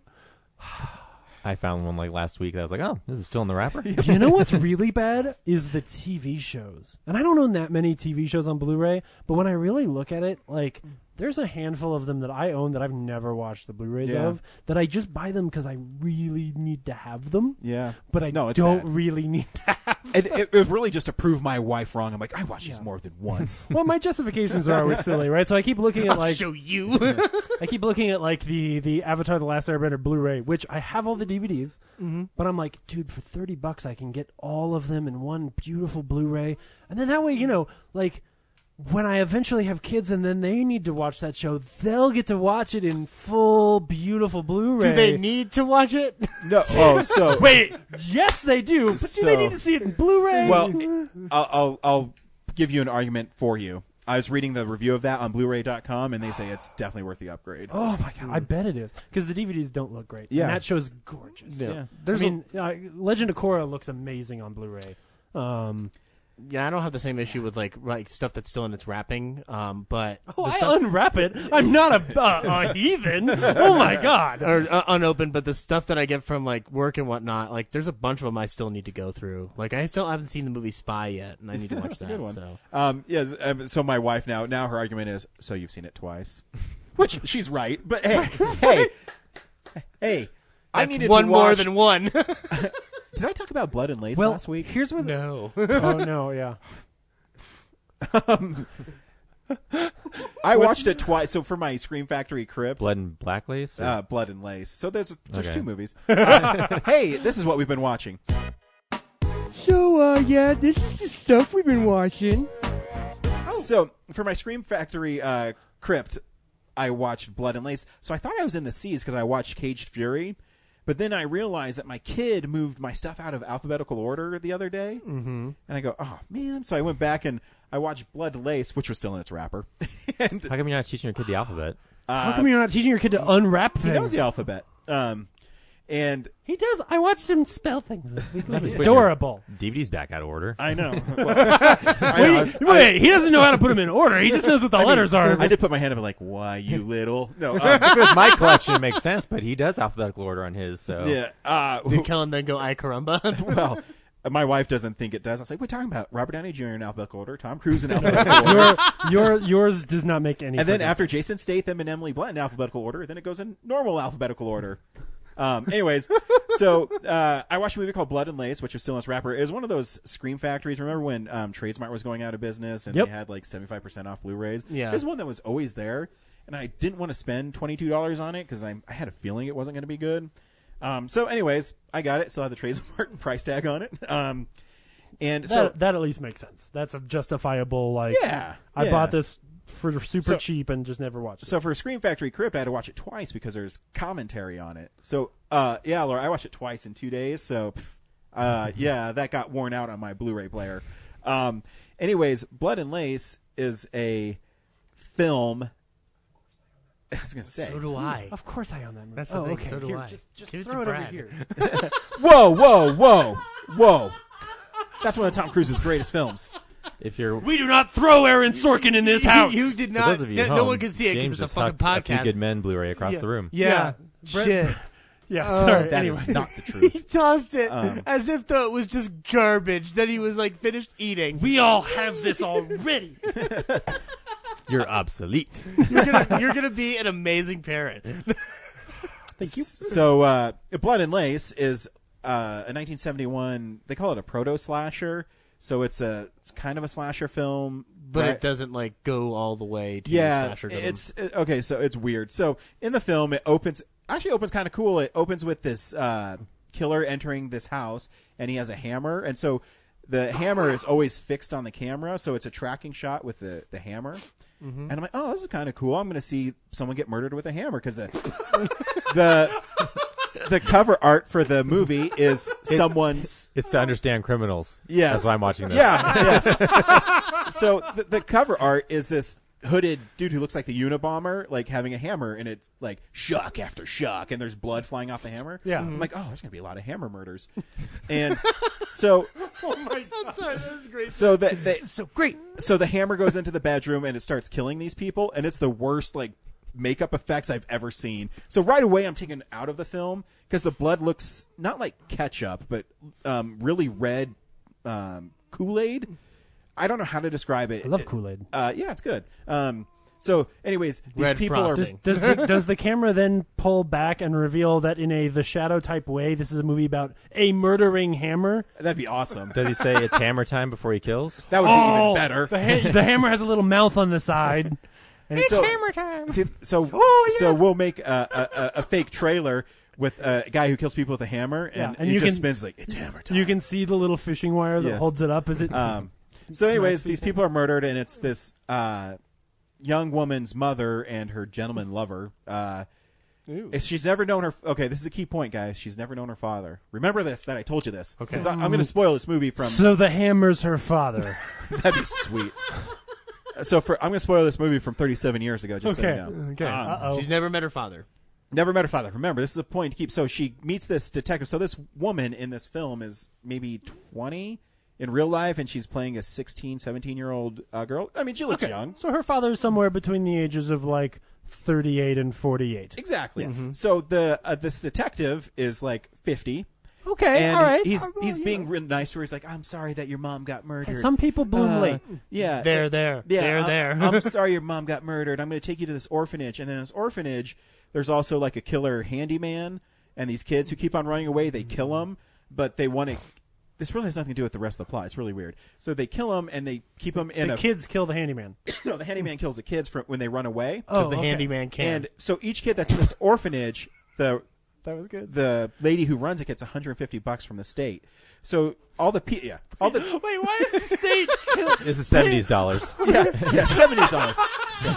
It's like I fucking love killing these kids. James, the government just keeps paying me. James, you're trying to make sense of a shitty movie from 1970. Okay? It's like when you adopt children, and I guess you get like a supplement from the government, but it's somehow for murder. $1,000 back no, then. wait, they don't know they're murdered. So here's the thing. Okay. So the kids are murdered. The lady who runs it has the handyman put them in the freezer, which is just a room that has a blue light in it. They didn't have very much money, I guess. Hey, blue's a cold color, man. It is. So whenever the county inspector guy shows up, they put the corpses back in like beds. Like, oh, there's Johnny. He's in the infirmary. So they can still get the $150. And in the meantime, this woman, this young lady who's, remember, she's 16, 17. And doesn't know her father. Doesn't know her father. Thank you. Is trying to solve who murdered her mom and her gentleman lover. Mm-hmm. It turns out the gentleman lover maybe didn't die, but he got burnt up like Freddy Krueger style. Okay. Oh, okay. So he's still alive, but he's like, oh, yeah, exactly. You don't know your father. Yeah, exactly. That's good. And so then they cut to a scene where this detective is at a bar, and he's talking about how he loves this 16-year-old girl, and he thinks she's the most beautiful thing in the world. I'm like, what in the fuck? It really gross. It was the 70s, Ryan. No, it doesn't matter. It's still wrong. So at the end of the film, Freddy Krueger guy shows up with a hammer, and he fights the handyman who has a butcher knife. It's tool time. Sorry, that was a good one. When does the lace show up? And so hammer guy kills meat cleaver guy, who's the handyman. Okay. And because the handyman guy is her dad, and no, meat cleaver the guy. handyman's not her dad. Oh, yeah. The handyman guy is the guy who kills the kids and No, puts I them know. in the freezer. But I'm wondering why her stepdad, or why her future stepdad burn victim, is killing the handyman with the cleaver. So remember the burn guy's the gentleman lover. Right, yeah, her future stepdad. So, yeah, so he kills... Wait, is it the girl's gentleman lover or the girl's mom's gentleman lover? lover. Okay, so it's her future stepdad. Okay, gotcha. Okay, yeah. So, anyways, he kills the handyman, and then the girl runs out to the orphanage, and she tells everybody, she says, run away, the killer's coming. And they all look at her and go, we're not running away, we get 3 meals and a cot. Something like that. 3 hots and a cot. Yeah. And so we got it made here. Yeah, we got it made, even though they kill us. I mean, we got it made. Small price to pay. Exactly. Hard knock life? Not really. So she runs away. Freddy Krueger is chasing her. We'll call him Frank Krueger because it's really not Freddy. So Frank Krueger is chasing her. And she hides behind this bush where the first kid was murdered by the handyman. His rotting corpse is there. So she screams. Frank Krueger shows up, takes off the mask, and he's like, no, I'm the detective. Wait. So the burn victim is not real. Yes. The future father-in-law, the future stepdad died in a fire. He did. And then he dressed up in a burned-up mask. Wait, no, the detective did. The detective dresses up in a burned-up, shitty Mission Impossible mask of the dead future stepdad. To scare her. This is why. Because guess who really murdered them? The daughter. Dun, dun, dun. Wait, the main character? Yeah, so the main character murdered her mom and her gentleman lover. I'm like, oh, that's kind of a cool twist in the shitty movie. And then the detective says, I don't have to tell anybody if you marry me. And then... Wait. What? Yeah, wait. So who's her dad? Wait. So she says, well, my mom always said that older men make great husbands. The last line of the movie is the detective says, well, about 18 years ago I made love to your mother. And she said I was the first one who made love to her. Yeah, so her dad just asked her to marry him. Yeah, that's the end of the movie. And that's the story of She How just I Met laughs. Your Father. And the movie is garbage, so don't watch Blood and Lace. When does the lace show up? It doesn't. It doesn't. So don't watch that movie. I also watch Predator and Predator 2 in 4K. Predator looks amazing. That's a great movie. Yeah, and they a big complaint about Predator in the Blu-ray is they really cleaned it up digitally. Oh. This time they didn't. They just scanned it from the negative to 4K. Cool. Oh, so okay. it looks really great. Great. But Predator. I've never actually watched my Blu-ray of Predator. But the Blu-ray in the set is still that. It's cleaned still up that version, one. Yeah. Oh, okay. So the Predator 2 looks great too, because the effects actually got better. So Yeah. like the Invisible Predator looks pretty good. Yeah, that movie looks cool. And yeah, I mean Predator 2 is really weird. Yeah, that's a boring The movie. Jamaican drug lords and the Colombian drug lords. Yeah, it's a There's weird some- movie with Danny Glover in it, Yeah. and then there's a Predator. Yeah, and I mean the parts of the Predator is awesome, and it takes a long Yes. time for the Predator to show up. I like the part where it makes a stew in that one lady's sink. Yeah, That part's cool. yeah, to fix his chopped off arm. It's basically Terminator. Yeah, it's fun. So those movies are really cool. If you want to upgrade, the Predator alone is worth the upgrade. Yeah, I think you can I buy Predator separately if you don't want the other two movies. Oh, okay, cool. That's really well. I mean, I don't know that I care about an upgrade on Predators because I own Predators already, and But it's- that's a fun movie. But I mean, I think I got it for it's like $34, whatever. I'm bummed. Zavi's Steelbook art was really cool. Yeah, That sold it was. out. It was really cool. And I didn't talk about it last week. Last thing I'll talk about, but I watched Teen Titans Go to the Movies. ooh, And it is super funny. Cool. If you don't know what Teen Titans is, it's a show on Cartoon Network. I've never seen an episode. Teen Titan Go. Yeah. I didn't know it was getting a movie until it came out. Yeah. So I took my little boy because my son, he likes to go to movies. Like, he loved Rampage. He loved Pacific Rim. So I'm like, I'll take him to go see Teen Titans Go to the Movies. And Something appropriate for his age range. yeah, and he laughed, and the movie's really weird and it's really dark at points. Huh. So there's a point where Robin says, "Fuck you, Batman." no, but I wish. actually I think worse. So the kids in it, the Teen Titans, Robin wants his own movie, but he can never get a movie because all the studios care about is Superman, Batman, and Wonder Woman. So he goes, you know what we need to do? We need to go back in time and make sure they're not heroes. And so they go, okay. So they get on their like trikes and they go back. I don't know how they go back in time on their trikes. They just do. Oh, they go around the planet. They're around the Earth. So- and then but backwards. So first they go to Batman. Well, and get the trikes to 88 miles an hour. yeah, that's Right, all you yeah, gotta do. First, I go see Batman as little Bruce Wayne and Tom and Martha Wayne as they're leaving the movie, and they say, "Why are you going down Crime Alley?" And they like do the shot, and it's all these like bad guys stabbing people. when Happy, pretty good. And they're like, "When Happy Street's right next door," and it cuts over, and there's all these people singing and dancing, and so they go down that alley, and then Robin disappears. yeah, they just keep on. So they do nice things to help them the first time. Well, when they go back, they're still there. So then they go back a second time and kill them. So they like push Bruce Wayne, Thomas Wayne, and Martha Wayne down Crime Alley, and they get shot. Wow. Then they go to Aquaman, and he's like this cute little like baby swim. He's like, I can swim, and they take those plastic 6-pack things you get Cokes on, and they throw it in the water, and he drowns. Oh my god! It is Wow. and it's so funny, and I'm like, oh my god, they just it's not like great, but it's really funny. Yeah. And Will Arnett plays Deathstroke, which he's just known as Slade in this, and they just keep on calling him Deadpool.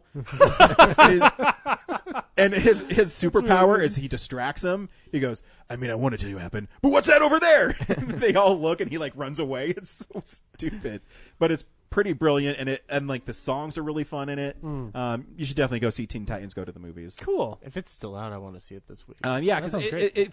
especially if you're a fan of comic book movies, they kind of make fun of them, and it's great.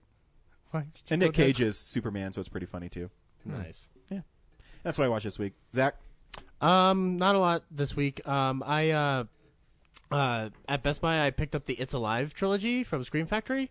Because they took $10 off of what it is online anywhere. yeah, it's sitting on my shelf. I got to get to the eyes first. Yeah, so I watched the first It's Alive, which I had not seen in a while. Like the It's Alive movies and a lot of Larry Cohen. Yeah, I'll get to it. But a lot of those and a lot of Larry Cohen films, I kind of watched in junior and senior year because you like find them in the library on VHS or DVD.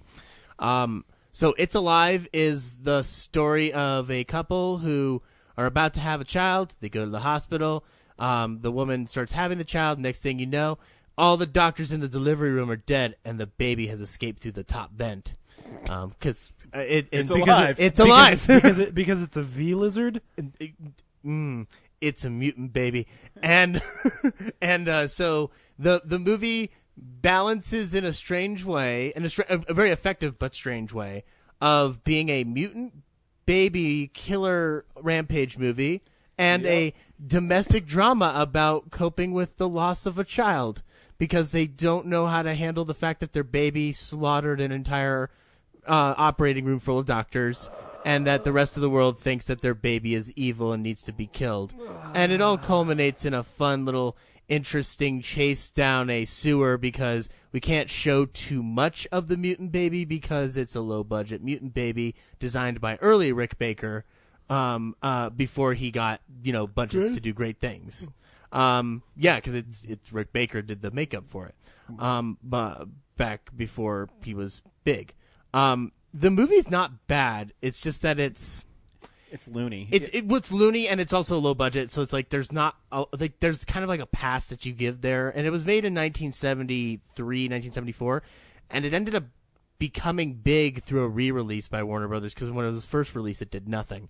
But it's interesting in terms of like how dated and yet not dated the film is because like some of the things they're asking in the film in terms of the parental questions are still questions that are around today. It's just that the arguments and the solutions have been evolved over time. Because like the allegory that they like that is right out there is like, oh, it's the same as having a mentally challenged child and whatnot. Like, do you protect it? No, that's what they're pushing though. I'm not telling you that that's what I think. I'm telling you what the movie that's on my shelf says. Oh, good. But like again, like.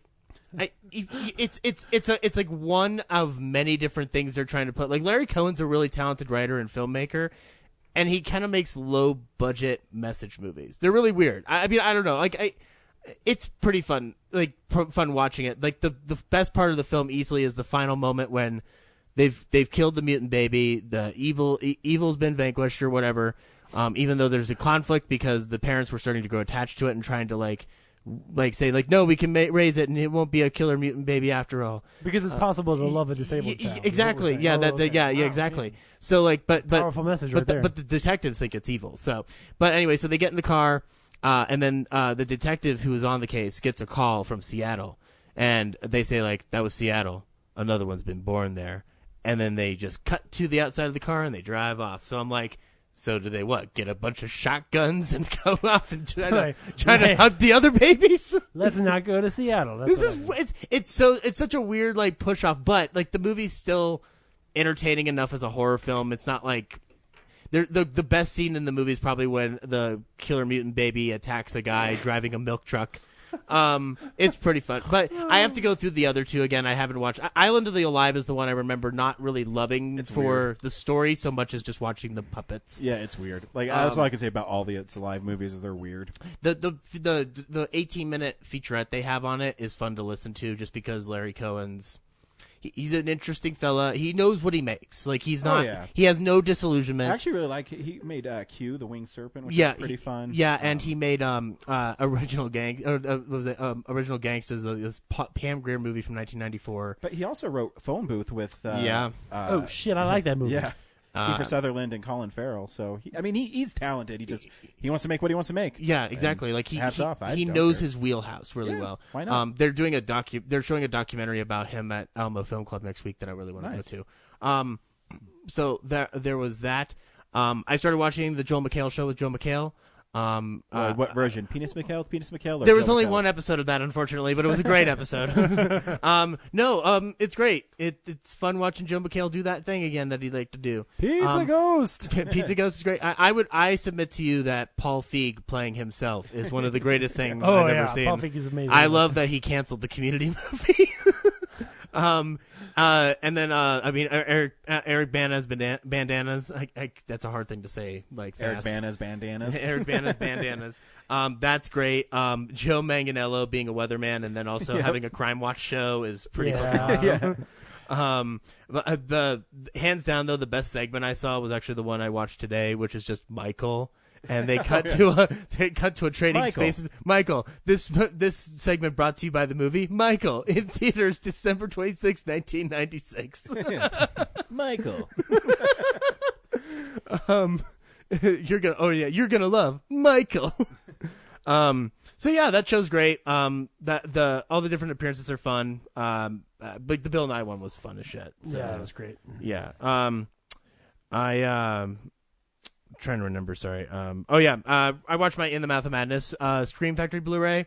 Movie's still fun. I recommend James watch it specifically. Like all y'all who listen to the show, all y'all who listen to the show, by all means go watch it. But James needs to watch it specifically. I remember that there's a scene in there that used to freak my friend Brandon out, where the woman walks up to the children and she says, "Hey, who takes care of you kids?" And the little kid goes, "You do. You're our mummy, and today's Mummy's Day." And they have like piranha teeth, and they're all fucked up. It's pretty awesome. Yeah. Charlton Heston's little good. cameo. Yeah, it's an interesting, like, he did some interesting stuff in the mid to late 90s and early 2000s before he passed away. The weirdest of which being the Planet of the Apes remake. I rewatched Inside Man on Netflix. Which is a good movie. The one Spike Lee movie Ryan likes. That is true. I hadn't watched it in a while. I really liked watching it this time around because I was watching it more as a Spike Lee movie and less as a just any good kind of movie. Yeah. Well, shut up. But no, like that movie's got his style. It's clear that he's directing it. Like, because I thought what for some is reason Spike Lee's style. he uses a lot of wide long shots. He has a lot of people talking to the camera. He uses a slick jazz score. I don't know if Terrence Blanchard... There's that one scene in Inside Man where they explain that white people hate black people, and most other races. There's that scene. Are you talking about his content palette or his visual palette? Let's see. But no, fun film. I forgot Willem Dafoe was in it too. Yeah. And he's I like that movie. Yeah, I mean, Willem Dafoe doesn't have a lot to do in it, but because it's more watching Denzel and Clive Owen do their thing. I'm always down to watch Denzel Washington. Yeah. And Christopher Plummer's great in it. He's great in most things. And then the last thing I saw this week was I actually did not see The Meg this week. Instead, I saw Black Klansman. Oh, cool. Yeah. So, Zach, that works a lot better. And when you go around and say, should you watch The Meg? Then you say, actually, I watched The Black Klansman. Take it from a pro. So, the last time I did that with Hurricane Heist and The Greatest Showman, you guys told me that you didn't want to discuss The Greatest Showman. So I thought I'd just put Black Klansman in here. I forgot. Spike Lee's style is actually Park Chan-wook's style. That's what his style is like. Yeah, you're an a-hole. Anyways, is I forgot he made that movie.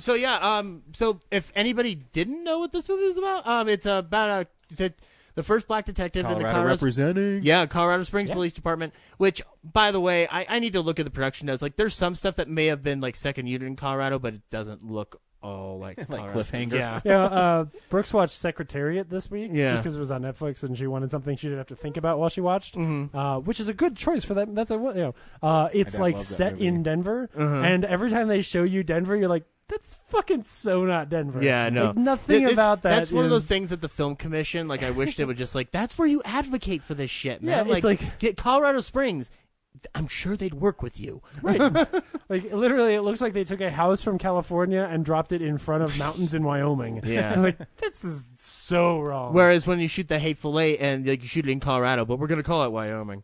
Right. Yeah, exactly. But yeah, no, so it's the story about the first black detective in the Colorado Springs Police Department, Ron Stallworth, and how he managed to infiltrate the KKK using one of his fellow detectives as the actual double, and then doing all other contact over the phone with the Colorado Springs chapter of the Klan, and also David Duke, played by Topher Grace. Topher Grace, we'll start with the performances. Topher Grace is actually really fucking good in this movie. Like, it's disturbing how good he is.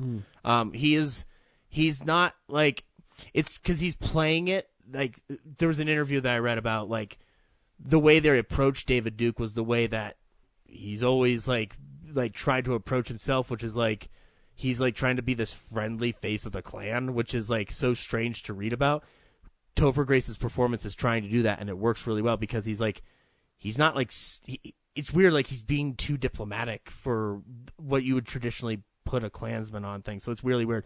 So it's like a very terrifying performance. Like he scares the crap out of me when he's like doing half the things he's doing in this film. John David Washington, Denzel's son, is excellent in this film. Adam Driver's really fucking good. This is one of the first Adam Driver movies that I've seen where he kind of breaks out of a shell that I thought he was in. Like he's really good, but like there's something about it. He's mixing comedy and like just straight up frustration and drama in here really well. And the movie it's very entertaining. It's actually 2 hours and 10 minutes, but it doesn't feel like that. It moves really quick. The beginning of the film, like from beginning to end, it's a fantastic piece. It feels like a Spike Lee movie from the late 80s. So it feels like a Do the Right Thing or a Malcolm X, where he kind of pulls out all the stops visually. Like he'll do a musical sequence at one point, and then the next moment he'll be showing you a clip from a movie you probably forgot about. The beginning of the movie literally opens with a clip of Gone with the Wind to set the tone for what you're about to see, followed by a cameo that you're not expecting for this movie at all. I don't understand how Gone with the Wind would in any way have racial ties to this film. It's almost like you need to watch it. Well, you know what, James? Frankly, I don't give a damn. I brought that back around from the beginning of the podcast. Thank you.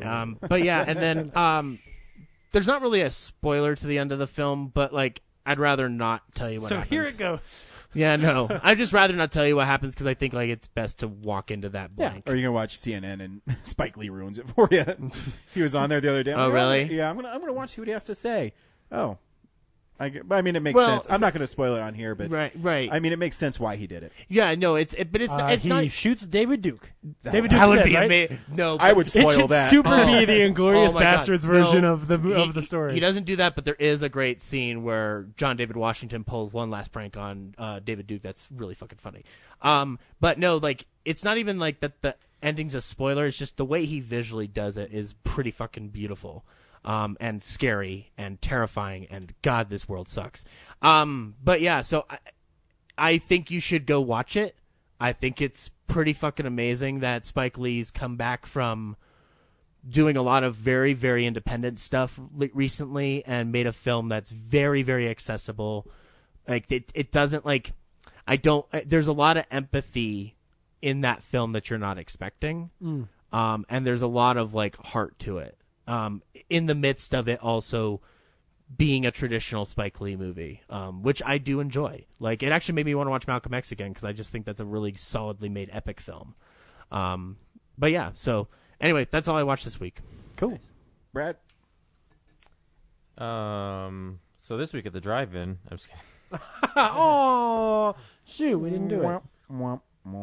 So I think I've watched 98% of 15 seasons of Hell's Kitchen now. Nice. Wow. And, most of it's just like, you know, Did that kitchen ever go to hell yet?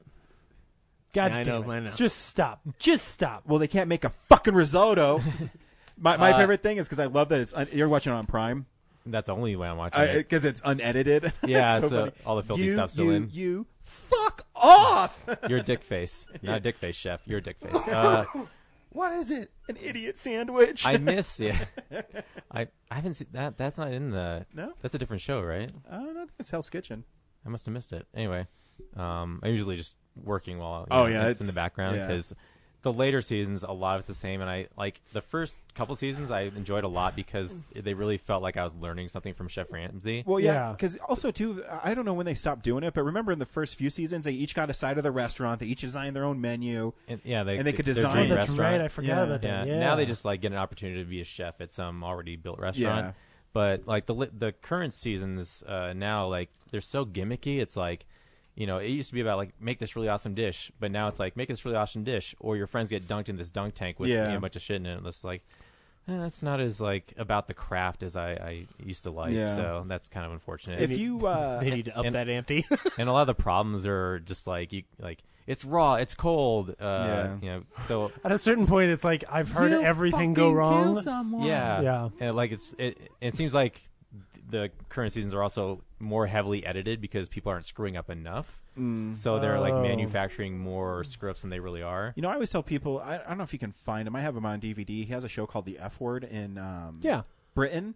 Yeah, and it's really him just going around teaching people how to cook, and he's really toned down in it. They used to show it on BBC America a lot. Yeah, so it's people going to his F Word restaurant. There's got to be a way to get a hold of it. Yeah, and it's more of that where he has like these young people come in and he shows them the right way to cook stuff. Yeah, I'm sure it's more of that. Like, it'd be nice to have a season where they only get like great chefs and they have to like compete to be the best one. That'd be cool. Yeah, it'd be a nice change up. And also like after season 2, like the first season they didn't do like the boys versus girls the whole time. So like that's like it's after 14 seasons of that, it's just like, why is that hung around? Like it doesn't seem to really matter in the end. Like eventually he'll change it up and like send someone from the other team over to like even things out after people get ejected. I think why that show's still so popular too, because even the eliminations at the end, he does kind of like throw wrenches in it. Yeah, I mean, there's times when people go up, nominate these 2 people, and he'll pick someone who's just sitting down. Yeah, and I think or kicks them both out. It's like also how dumb the there's contestants who like in the middle of the show admit that they've been watching the past seasons, but they still don't like expect that they're going to bring back the runner-up chefs to compete against them in the final 5 or something. So it's just when you watch that much of it, you start to see like how produced the show really is, and it's kind of deflating. Let me tell you about how positive and encouraging the Great British Bake Off is. Is that on go Prime? ahead. No, it's on Netflix. You can get it.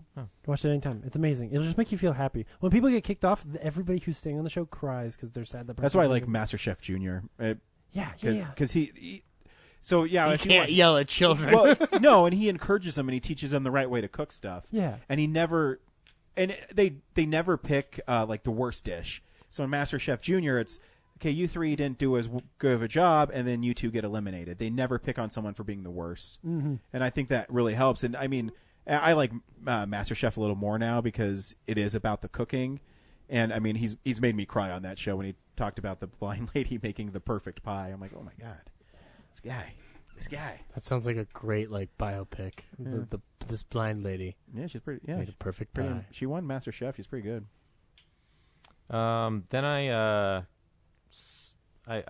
don't know how much I missed, but I saw Christopher Robin at the drive-in. I'm guessing about 15 minutes to half an hour's worth, because they were. Well, then how are you going to know why Ian McGregor's talking to those animals? That would help. Did you come in late, or did it end early, or? I just got there late. Oh, later than I expected. Like the sun set way faster than I thought it was going to. So it's the sun's fault. Yeah, because they start the movies when it gets dark. Right, so, I forgot. Yeah, I was still like on 225 when I was like, I think they're gonna start this movie. Here. So I feel like I missed half of the movie because it's the part where Christopher Robin like gets off the train and they're in the 100-acre wood. Yeah. You miss like Act 1. Yeah. So. Because that all goes pretty quick, but I mean, it's a short film. I'm about to say, like, I was mostly bored through the movie. Yeah, I mean, if you didn't... And I had no context for, like, what was going on. If you didn't start crying 2 minutes in, like I did, I'm pretty sure you didn't then continue to cry for the next hour and a half, like I did. You also have to not be a robot, but... like, I get it's you like do Hook, need a lot of Christopher Robin. Yeah, except the problem is... You're right, but you did kind of need that setup to understand. Like, when you see the montage early on... where Christopher Robin sort of loses himself, and you understand why. Like, I think part of why that movie works so well for me is that it makes you it's not just like, oh, he got old and adults aren't imaginative or fun anymore. It's like, no, it's man, not that. It's he's like a veteran. He got old at a rough time to grow up, and like watching him go like learn what the world really is the part where that makes the watch part makes hooks more sense. You. Yeah, like it hooks you really well. And some of the things that happen later on in the movie are callbacks to the opening sequence. So yeah, if you miss the beginning of that movie, I think you certainly miss a lot of the emotional core. And that movie is basically nothing more than like a giant blubbery emotion baseball bat that it hits you with over and over and over again. Like I mean, I want that on the poster. Pooh's ability to basically just say things that make your heart hurt a lot is ridiculous. Or it makes your heart sore. It hurts it, but then it makes it sweat. Yeah, most of the time he just makes things that make you very sad, and it's amazing. But happy So- sad. So yeah, I would say like it's something you should definitely, if you get a chance to watch it again, like rent it or something like that, or if you get a chance to see it like when it's still at the drive-in, like Yeah. watch it again. And Yeah. my hope would be that you would It's you the would middle get movie that this hook. week, so Oh, okay, yeah, I there would, you I go. would probably not miss it this time. Yeah. But yeah, like without the beginning, I was just like, okay, so Christopher Robin's a workaholic dad, and he's Yeah. ignoring his family, and that's it. Like, Yeah. Without and Credits. especially, I think there's some really good poo and and all the of stuffed animals them in the at the 100 Acre beginning. Woods, their house burned down or broke it or whatever because of the No. Huffalumps or whatever. What movie did Yes. you see? Yes. It didn't burn down. No, he's right. No. What he didn't say. Yeah. Yeah. No, you are correct. I think that we would all agree that the first 10 minutes of that 10-15 minutes of that movie are very critical to what that movie's about. Yeah. So Their yeah. houses in the 100 Acre Wood burned down. So it fell. Well, yeah, it they fell have over. to call in Dwayne Fucking Johnson. Piglet was pissed. It fell over because it fell over because of the wind, but they think it's a heffalump, and then the whole point is that like, dude went off and became a heffalump, man. Yeah. Yeah. You become the very thing you swore to destroy. God, I cried the whole time. Peter Banning. I mean, cried for an hour and a half. Yep. And the last thing I saw, and I'm shaking my head, seemed really cool. It seemed like a cool. The trailer that they were playing at the Midnights at the Esquire was for this neon. Oh no, neon Brad, noir. Brad. We're reviewing the Meg at the end of the episode. Sorry, go ahead. So it's a movie called Liquid Sky. Okay. Where do I begin with this? It's from the 80s, early 80s. Is there neons in it? There is a lot of neon. There's so This looks awesome. the plot is that aliens come to Earth in search of oh my god, my brain just Neon. died. No, not neon. Demon. Drugs. Oh, great. Cocaine. So looking for cocaine. It's the 80s, right? No. More specifically, they're looking for the high that comes from drugs, and they don't get drugs. So the scientists in the movie say that the same high you get from drugs is the same from an orgasm. So, Oh, so the aliens go on a fuck fest. the aliens try to, and so when they fuck people, it also makes people disappear when they orgasm. So they just blink out of existence. So there's like, and I feel really dumb because Do all the aliens look like David Bowie? so there's this character that you're looking at. I felt so dumb because that actor plays two characters in the movie, and the whole time I'm watching, I'm like, they seem really familiar. So she's playing like an androgynous character, and then this female like model. Oh, okay. And then like later on in the movie, I'm like look at the credits, I'm like, oh, those were the same person. Anyway, the dialogue is like, I don't know if it's intentionally bad on purpose. Like everyone's just kind of like reciting stuff, and it's it's like this New York art scene where everyone's just being weird and doing like poetry slams and getting high. I and forgot that's a thing. just doing photo shoots on the balcony, like next to the Empire State Building. And then, it'll cut to weird reverse negative footage with like weird crazy colors, like the Predators looking at everything.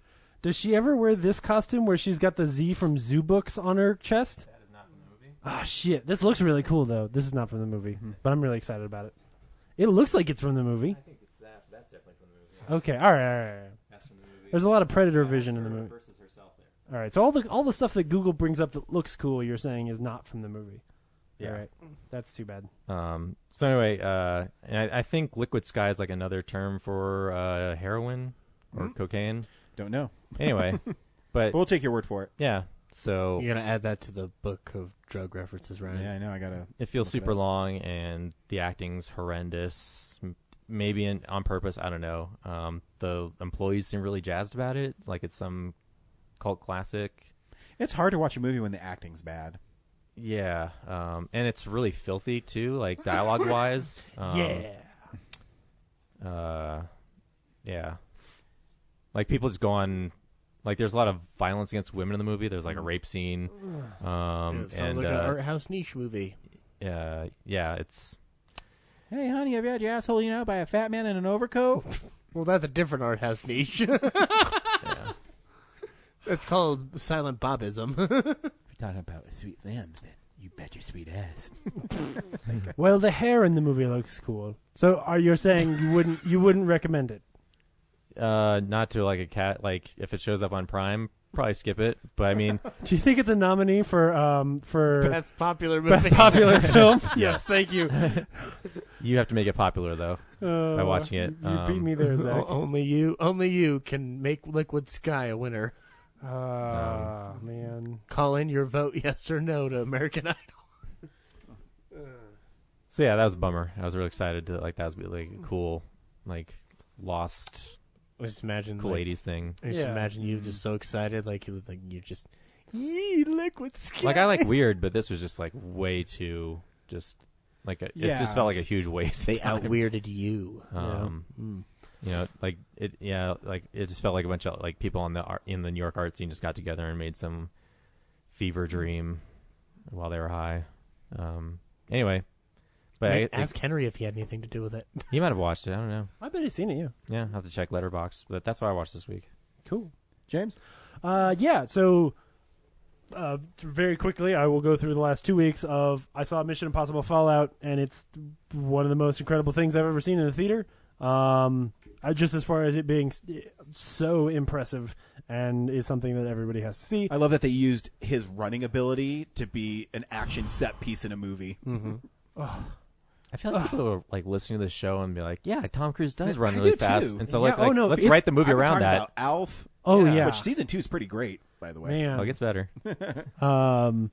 Yeah, it just absolutely incredible. Loved so much of it. It makes it very hard for me to have conversations about what my favorite Mission Impossible movie is. I think it's the best one. I think there's a real good chance it is. There is such great character development in this one for a silly action movie, and then like those action set pieces are so ridiculous. Like, man, really cool villain. Made me really appreciate the fact that Christopher McQuarrie came back, because now I realize like, oh, he had a double feature. I have to like, share you the interview. his whole with him. thing It's is one big awesome. story, yeah. And the whole thing, I've definitely read some stuff where he was talking about like what it was like to try and film the movie so that it feels like a different director, even though he's continuing the story he started. So yeah, I'm excited for somebody else to come on, but at the same point, like, holy shit, like, man, Tommy Wiseau. yeah. Did you like immediately question what was going on when Henry Cavill shows up in the nightclub scene after they've gone past the checkpoint, having not had any problems? I mean, I knew pretty early that Henry Cavill was a bad guy. Spoilers. Right. But then they go through a lot of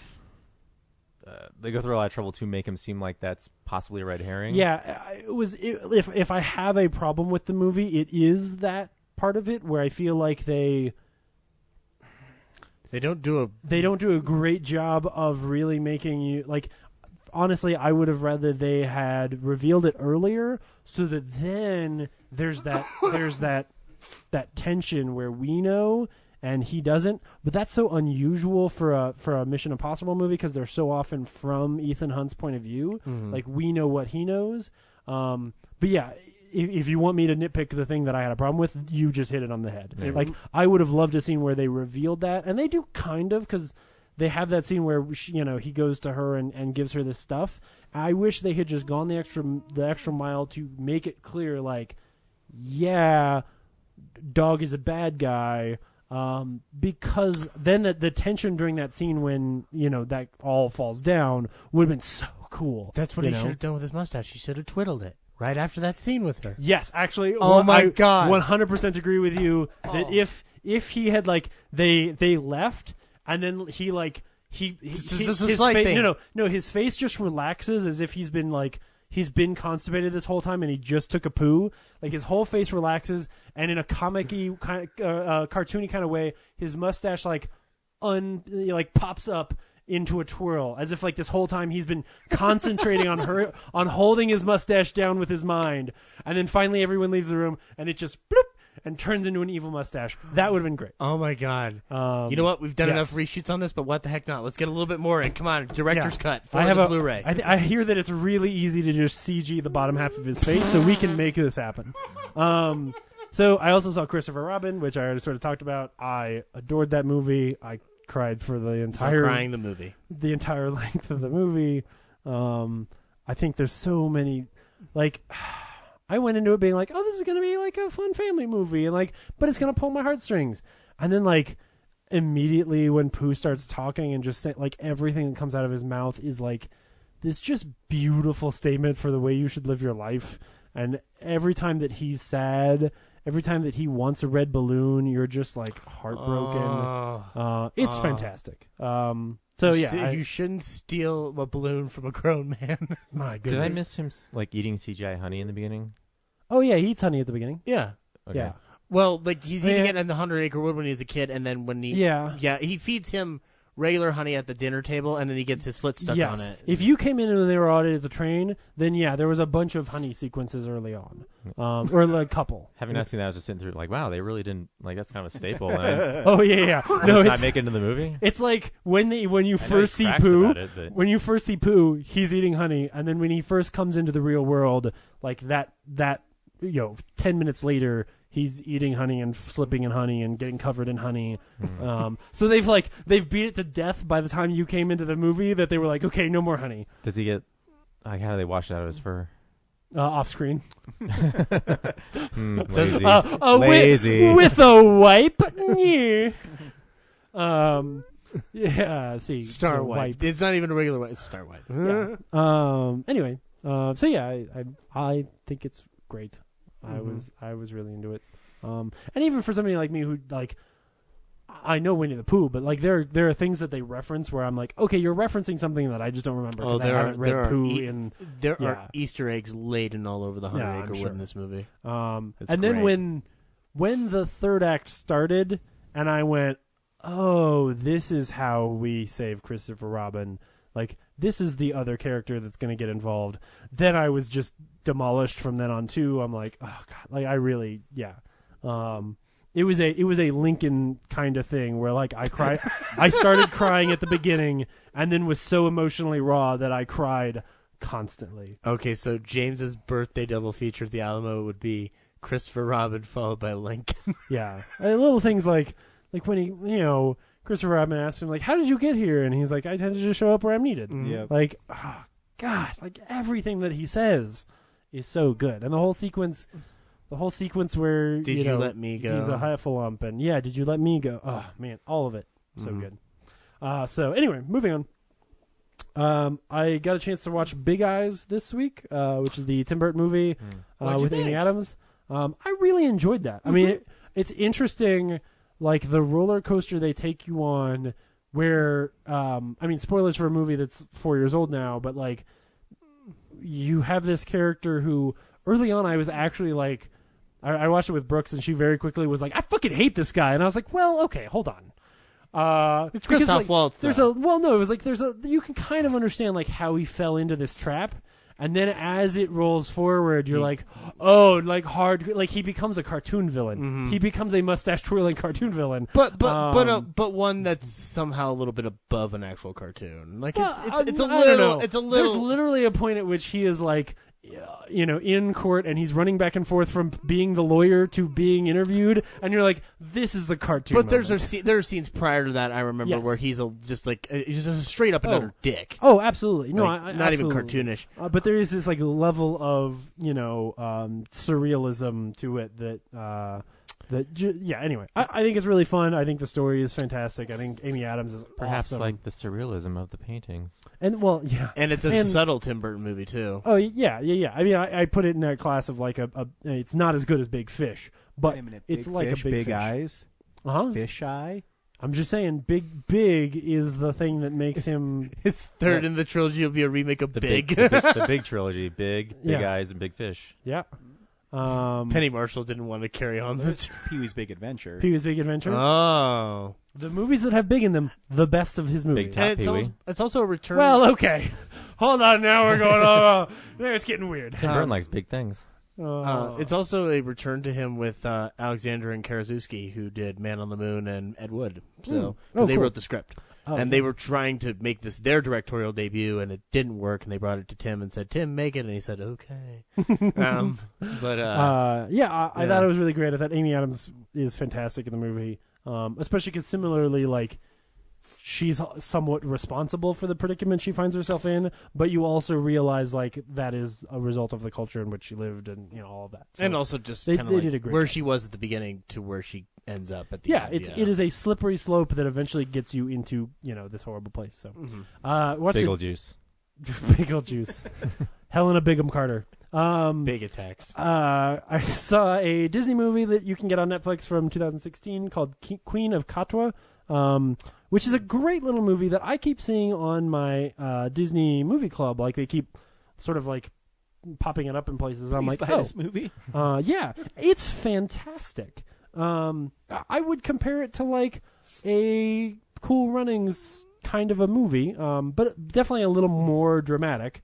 So it tells the story. It's set in Uganda, and there's this young woman whose mother is a widow, and so her whole family is very poor. And there's this guy in town who starts teaching all of these kids to play chess. And of course, you go through this whole thing where this girl becomes really good at chess, and it uplifts her out of her terrible situation, and she learns lessons along the way, and it's very charming. It has Lupita Nyong'o in it, who is fantastic, and she's wonderful in the movie. And then David Oyelowo. Yeah, I'm always really bad at his last name. He's awesome. Like, the two of them are just so good in the movie. I like David Oyelowo and the little a girl lot. is fantastic. Like, it's a great little movie. It's pretty short. It is a Disney family movie in the way that you don't see them very often. And it's funny because it's too bad that like it seems to have just been a under the radar kind of thing. It came out. It came out like either a year or 2 years ago, but it came out like it was dumped in September. Disney did very little to promote it. Yeah, and it's too bad because it's a great little movie. Yeah. So, I for the first time ever saw What Lies Beneath. Finally, What did lie beneath? And that I'm not even gonna address it. So What Lies Beneath is really great, and yeah, a little bit dated. There's a couple little things in it that when you go back, you're like, okay, Robert, you were pushing the edge trying to make this look better. Yeah, there's a few. Yeah, it's not the stuff. The stuff that's impressive is the stuff that's hard. Mm-hmm. The stuff that's not impressive is the stuff that didn't need to be hard. Yeah. Like, the problems are things like just shots of a car driving on a bridge that you CG'd together for some reason. Whereas, spoilers for a 20-year-old movie, the part where there's a ghost lady is like, actually looks great. Yeah. Partially because like you made her intentionally kind of wobbly. So like the CG ages well because it's supposed to break, you know? Harrison Ford's great in that movie. Harrison Ford's amazing. Michelle Pfeiffer's really great. Like, the whole story was wonderful. Like, it was just a cool ass movie. There's unfortunately not a Blu-ray of it. Weird. Yeah. So that's too bad. Wasn't it like now really I own a big DVD when it came out? Yeah. Oh yeah, it was huge. Yeah. I remember my parents going to see it and then coming back and being like, "This movie's great. You can't see it." Did they say it with that like demonic pinch at the end? Yeah, you they can't did. see it. Yeah, because I was like 13 or 12 or something like that, and a movie with a lot of sex and people having affairs and murdering their other people and creepy ghosts and shit. I would not have been okay with this movie when I was 12. I would have had a hard time sleeping for a while. You would have been like, "Hey, cool, I'm gonna play with my Legos." Yeah, I was a sensitive little guy. Yeah. Aw. 30 million opening, 155 gross. That's not bad for 2001? 2000. Yeah, that's pretty big. And then the very last thing that I've watched recently, which is just because I've been gone so long, is Hannah Gadsby has a special on Netflix called Nanette that I cannot recommend more highly. Who is that? She's a comedian, or at least at the time she made this, she was. So it's a stand-up special.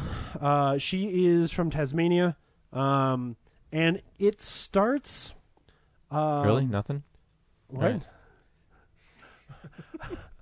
Right. You really thought I was going to make a Tasmanian devil joke? I did. You see, you know Not what? now is not the appropriate time. Here's the thing: you can't predict what I'll do. Can't predict the You crazy. Can't predict the bad I'm a jokes. loose cannon in that respect. So it starts off as a relatively traditional feeling stand-up special.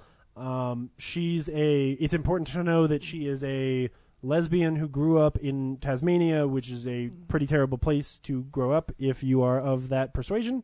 And she, the first, I would say, half or so is really about like, it's her telling different jokes, and some of them are about like criticism she's gotten and all these different things that are really great.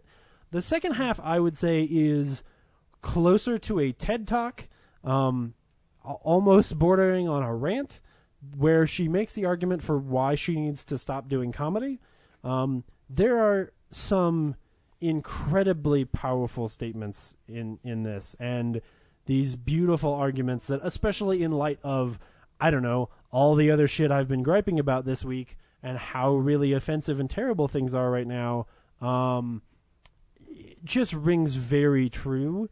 And a lot of the I think there's some things where I'm like, okay, man, that one's harsh or pretty hard, but at the same point, she addresses that pretty clearly.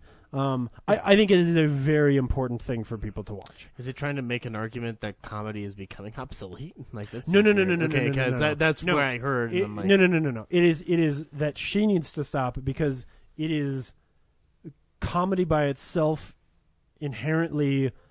There's two aspects that she talks about, and it's brilliant. One is about this whole thing of releasing tension, that comedy, her job is to create and then release tension. Mm-hmm. That is her job. It's also about the fact that inherent to comedy is that, most of comedy is very self-deprecating, and that, unfortunately, the fact that, like, her being self-deprecating creates a culture that is very difficult, and also, she no longer wants to release the tension. Releasing the tension tends to be the problem. And that is me grossly not doing a service to how beautiful the argument is. I mean, if anything, it makes me want to watch this now. Yeah, just to hear her. You absolutely should. It's an hour and 5 minutes long, something like that. Like I said, there are going to be things where there are some things that are maybe a little hard to swallow at the time, but when you really take them in the context of what she's saying, I think are really powerful. There is it's a masterful passage, the whole section about basically why Picasso shouldn't matter and we shouldn't talk about him, that I think is pretty incredible. And holy shit, is that argument good? So yeah, I really, anyone who has Netflix should be watching Nanette, Nanette. It's incredible and one of the coolest, most impressive, beautiful things I've watched this year. If it's anything as earnest as Dave Chappelle's recent special was, where he did it in the comedy club in LA. Yeah, but the Bird Revelation. Just in terms of like being earnest and I being agree, sincere. So I adore the Bird Revelation. I will tell you that it has been in my top 10 list for a long time. This is better than the Bird Revelation because this is actually even more, like, this is more relevant at a higher level than that is, right? Not that the Bird Revelation isn't brilliant, and it is, but it's extremely specific. Yeah. She's talking about a cancer in our culture on a way that is way more fascinating and cool. So yeah, I think people should check it out. It's awesome. That's everything I've watched. Sorry, that was long. All right. This week on Real Nerds Podcast, we saw The Meg. Ladon. Brad, how'd your people see The Meg? How should I put this? This is backfiring. I think next week at the Esquire, they should watch I Know What You Did Last Summer at the midnight. And then Monty Python, The Holy Grail the following week. Oh, that was good. This is good. I like this. But the Meg. Shut up, Meg. Surprisingly a fun watch. I did not expect a lot from this movie, and it's not like Jaws quality, but don't think about the science of it. The characters, the whole team is fun to watch. Rainn Wilson as the billionaire, like punctuates every scene with like a really good comedic thing. And Statham as like, it feels like a character who knows he's an action star at the same time. It's pretty sweet. Like when they first approach him, he's like ahead of the conversation. Like, you're gonna ask me this, and we're gonna do this, and then I'm just gonna sit back and drink this beer. So yeah, I think it's a lot of fun. I felt like this movie was designed for 3D, and having not seen 3D, I feel like I missed out on seeing an awesome 3D. Did you watch in 3D? Yes. Because a lot of shots are just like poking at the screen and like, oh, that would have been fun to see. Yeah. So, James? Yeah, I would say that the 3D is a big part of why I wasn't more bored. The 3D like made me believe in 3D again. That's how much I enjoyed that part. But I will say I think this movie's not bad enough, and so I got bored for some parts of it. There's a lot of talking bits and not enough shark murder, and so there's more mourning parts of this film than in Jaws, and that's a real movie. And so like I realized when it was over, I kind of like Deep Blue Sea more. But it's fine. It's fine. It's not the shark movie I wanted. But it's fine. If you want to go see The Meg, you should see The Meg. If you're like me and you like bad movies, you might enjoy this one. I mean, but regular people shouldn't go see it. If you want to see a good movie, don't go see The Meg. But because it is both bad and boring. But for people like me, the bad is the fun part, and then there's just boring. So yeah. But if you're gonna see it in 3D. I literally told the girl at AMC when she was like, "Oh, you know that's the 3D version," and I said, "Yeah. I mean, if I'm gonna see a garbage movie, I'm gonna see it in a garbage way." And she was like, "That makes a lot of sense." I was like, "Thank you." Yeah, so definitely see it in 3D. I talked to James earlier this week, and I saw it in 3D because it's the only one that was available to me because my life is I have my job and my kid and my wife works, and so I got to find a way to fit in a 2-hour movie. Mm-hmm. So I went and saw it at the new Harkins Theater in Arvada because it's the only one like at 9:45. I saw Mission Impossible in 3D last week. Yeah. In 3D, this movie's awesome because not only is there things coming at you, but when you're underwater, they did a really cool job of the plankton and or the fish, like those early sequences with everything the fish was moving cool. around you, and it had depth. Yeah, which you don't get a lot. Stuff comes out because it's floating from the edges. It's probably the coolest 3D movie I've seen since Spider-Man: Homecoming, and Spider-Man just lends itself to it because he's swinging and he's in the center of the frame. And you're biased. Yeah, and I'm biased. Spider-Man will always be my favorite. But in terms of the movie, I actually had lots of fun with it. It reminds me a lot of Rampage, where it knew what it was. It didn't, but it did have like a lot of serious, like, oh, I can't believe that guy's dead. Yeah.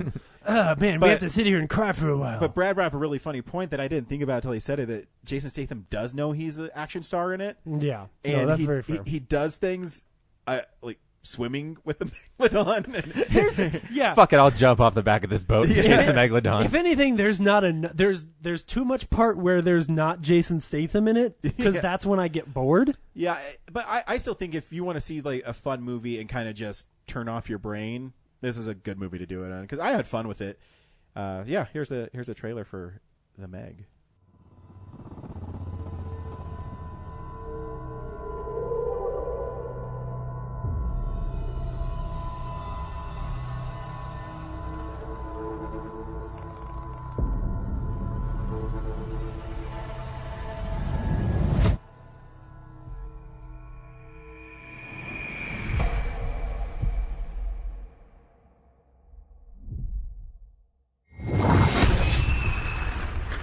What's that?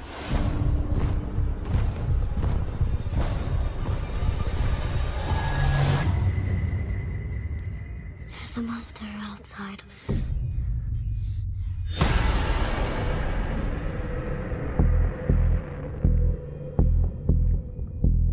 What you people discovered is bigger than we ever thought possible. How big is that thing? It was the largest shark that ever existed. A living fossil. Thought to have been extinct for over 2 million years. Wrong.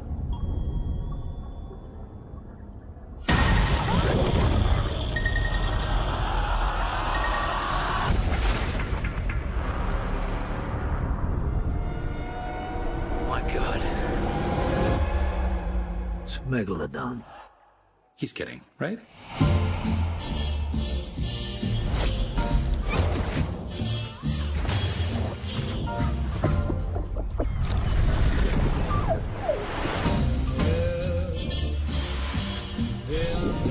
That thing's out there. You need to find it and kill it. Why don't you just put a tracker on it? Did you guys ever watch Shark Week?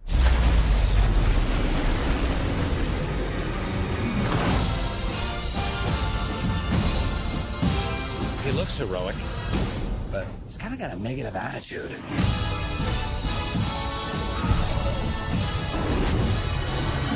Chew on this, you ugly.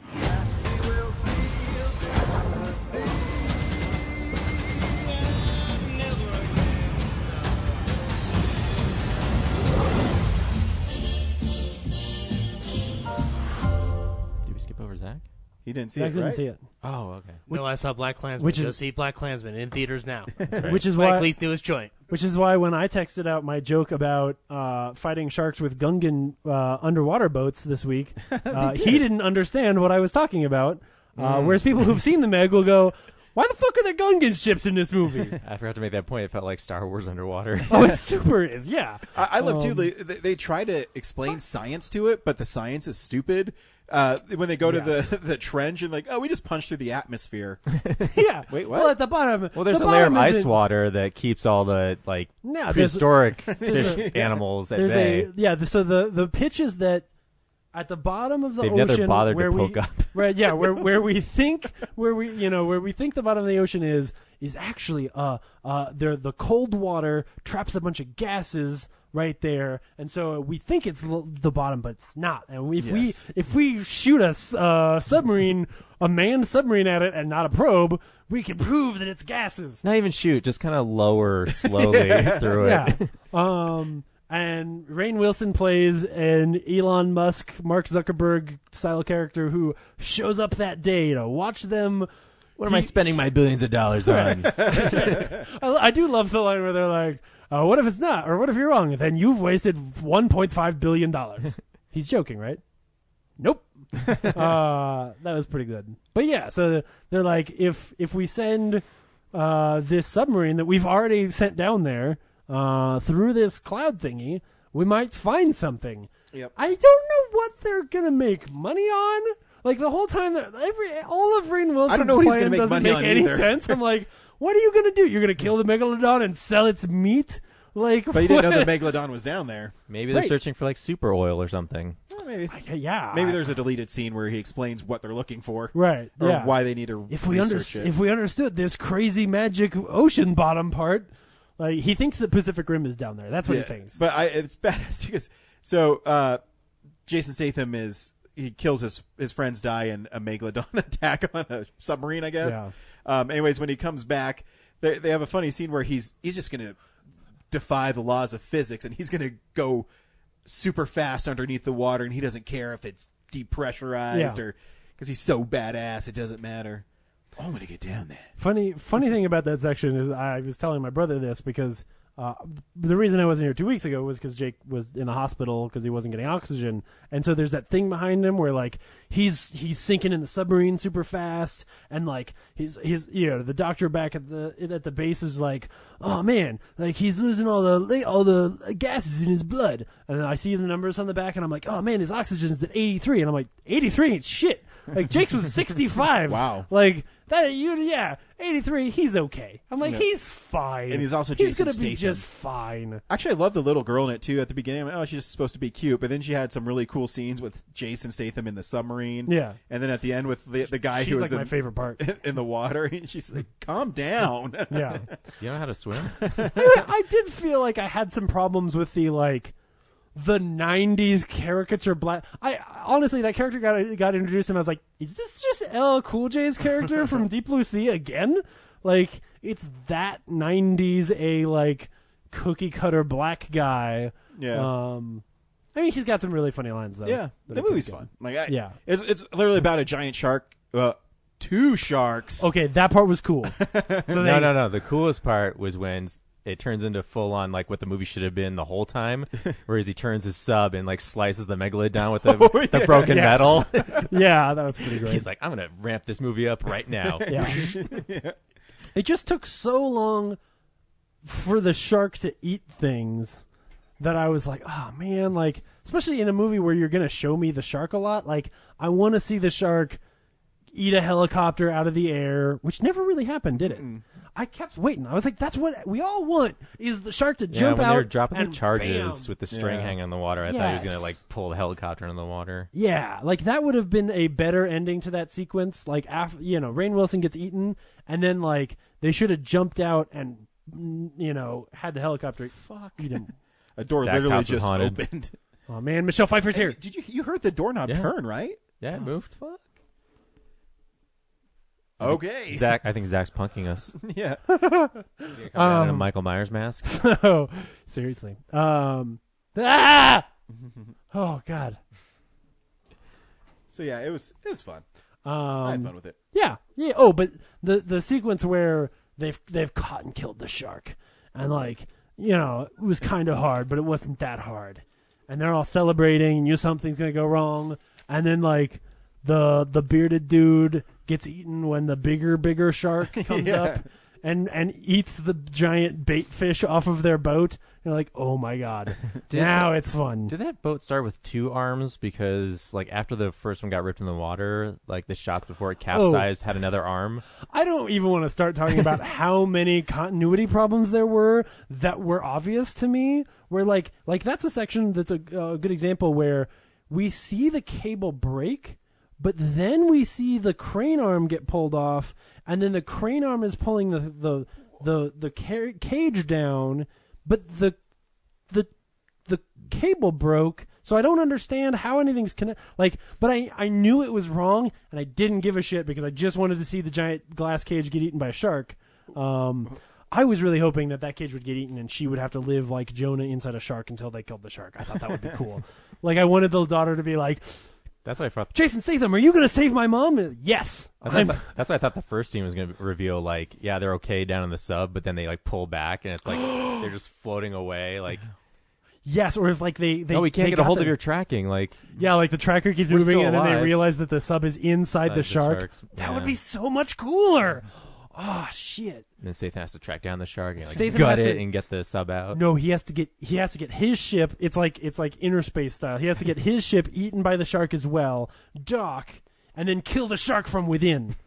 Megalodon 2. Detonate a bunch of charges, escape in the tinier pod. Yes. I did read it's a trilogy of books, maybe more. I'm just saying that it's a book.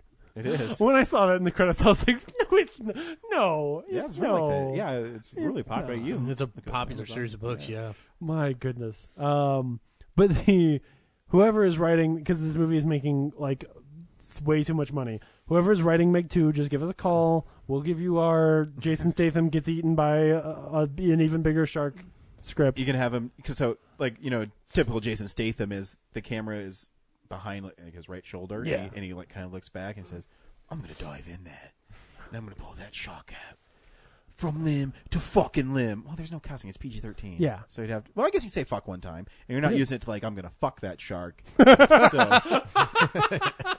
But I'm gonna make sweet love to that fucking shark. Yes, that would be okay. I'm gonna stab its pectoral fin. Yes. You can't say you're gonna fuck the shark, but you can say you're gonna make sweet love to a fucking shark. Jump in there and grab me some of those shark teeth, but keep one for yourself. That was really funny. Yeah. Only a Meg is allowed to suck me. I like the way that they end up killing the shark. Yeah, it's much better than The Shallows. I mean, I like The Shallows is a better movie, but as far as ways to kill a shark. It was fun. Like I said, it's a fun movie just to watch. It's interesting to think that Eli Roth was supposed to do this like way back before Turtle Top signed on. So seems more like a Turtle Top movie. I don't know. I'm gonna see it this week at some point. Yeah, at no point does anybody eat another human in this movie. No, yeah. Like my plan was to try to see this today after work, but it didn't work out. So I guess I'll have to give you my thoughts next week. The whole part with the guy in the giant bubble, that was pretty good in 3D, especially when that bubble gets popped. Yep. So, That's a lot of cool little effects in 3D. Yeah, definitely cool. Oh. I don't know if I'll see it again. No. To find out. Well, I don't know if you want to spend $12 on it. Yeah. I mean, 10's enough. Yeah. I don't know what we're going to see next week. Nothing coming out. Crazy Rich Asians is like the big movie. We could do your film explosion idea. Yeah, mine is... You know how fucking long it took me Oh, the last one? Like, well, hold on. Let's look and see what's coming out. Hold on. I mean, September's coming, guys. Think about September. Ooh, next week we can see We can see AXL. Did y'all get trailers for AXL? Is that a killer dog movie? Do you remember? Oh, RoboDog. That's right. Oh my goodness, does that movie look terrible? That's the 24th. We have Alpha, Mile 22, Juliet Naked, or The Wife. Oh my god. I mean, I'm not opposed to Crazy Rich Asians. I just don't like rom-coms anymore. So that's my issue. Good. I mean, yeah, I know I want to see it. It's either that or you let me know. Well, is there anything else like that's come out with other things we watched that we just didn't get around to that we should like? The movie I saw this week, Black Klansman, or I think you guys will actually like it if you like if you're that on the fence of it. Mamma Mia. Oh no, I wouldn't. Yeah. Mamma Mia. Slender Man. No. I like horror. I'm not. What? 8th Grade? Oh, I totally want to see 8th Grade. Yeah. I totally want to see 8th Grade. Oh yeah. Oh, it may not matter. I'm going to be out of town Sunday, Monday, so you don't get a vote. Yeah. I hear that The Spy Who Dumped Me is good. So yeah, I mean, either 8th Grade or we can figure something out. Yeah. Thanks for listening. Yep. Bye. Bye. Shark bait. Shark attack. Bye.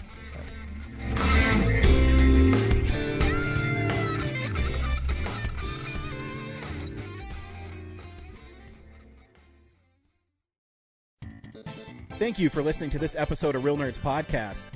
Real Nerds Podcast is a production of Nebulous Visions Multimedia. Thank you to Sparks Mandrill and Plan 9 Studios for our kick-ass theme song.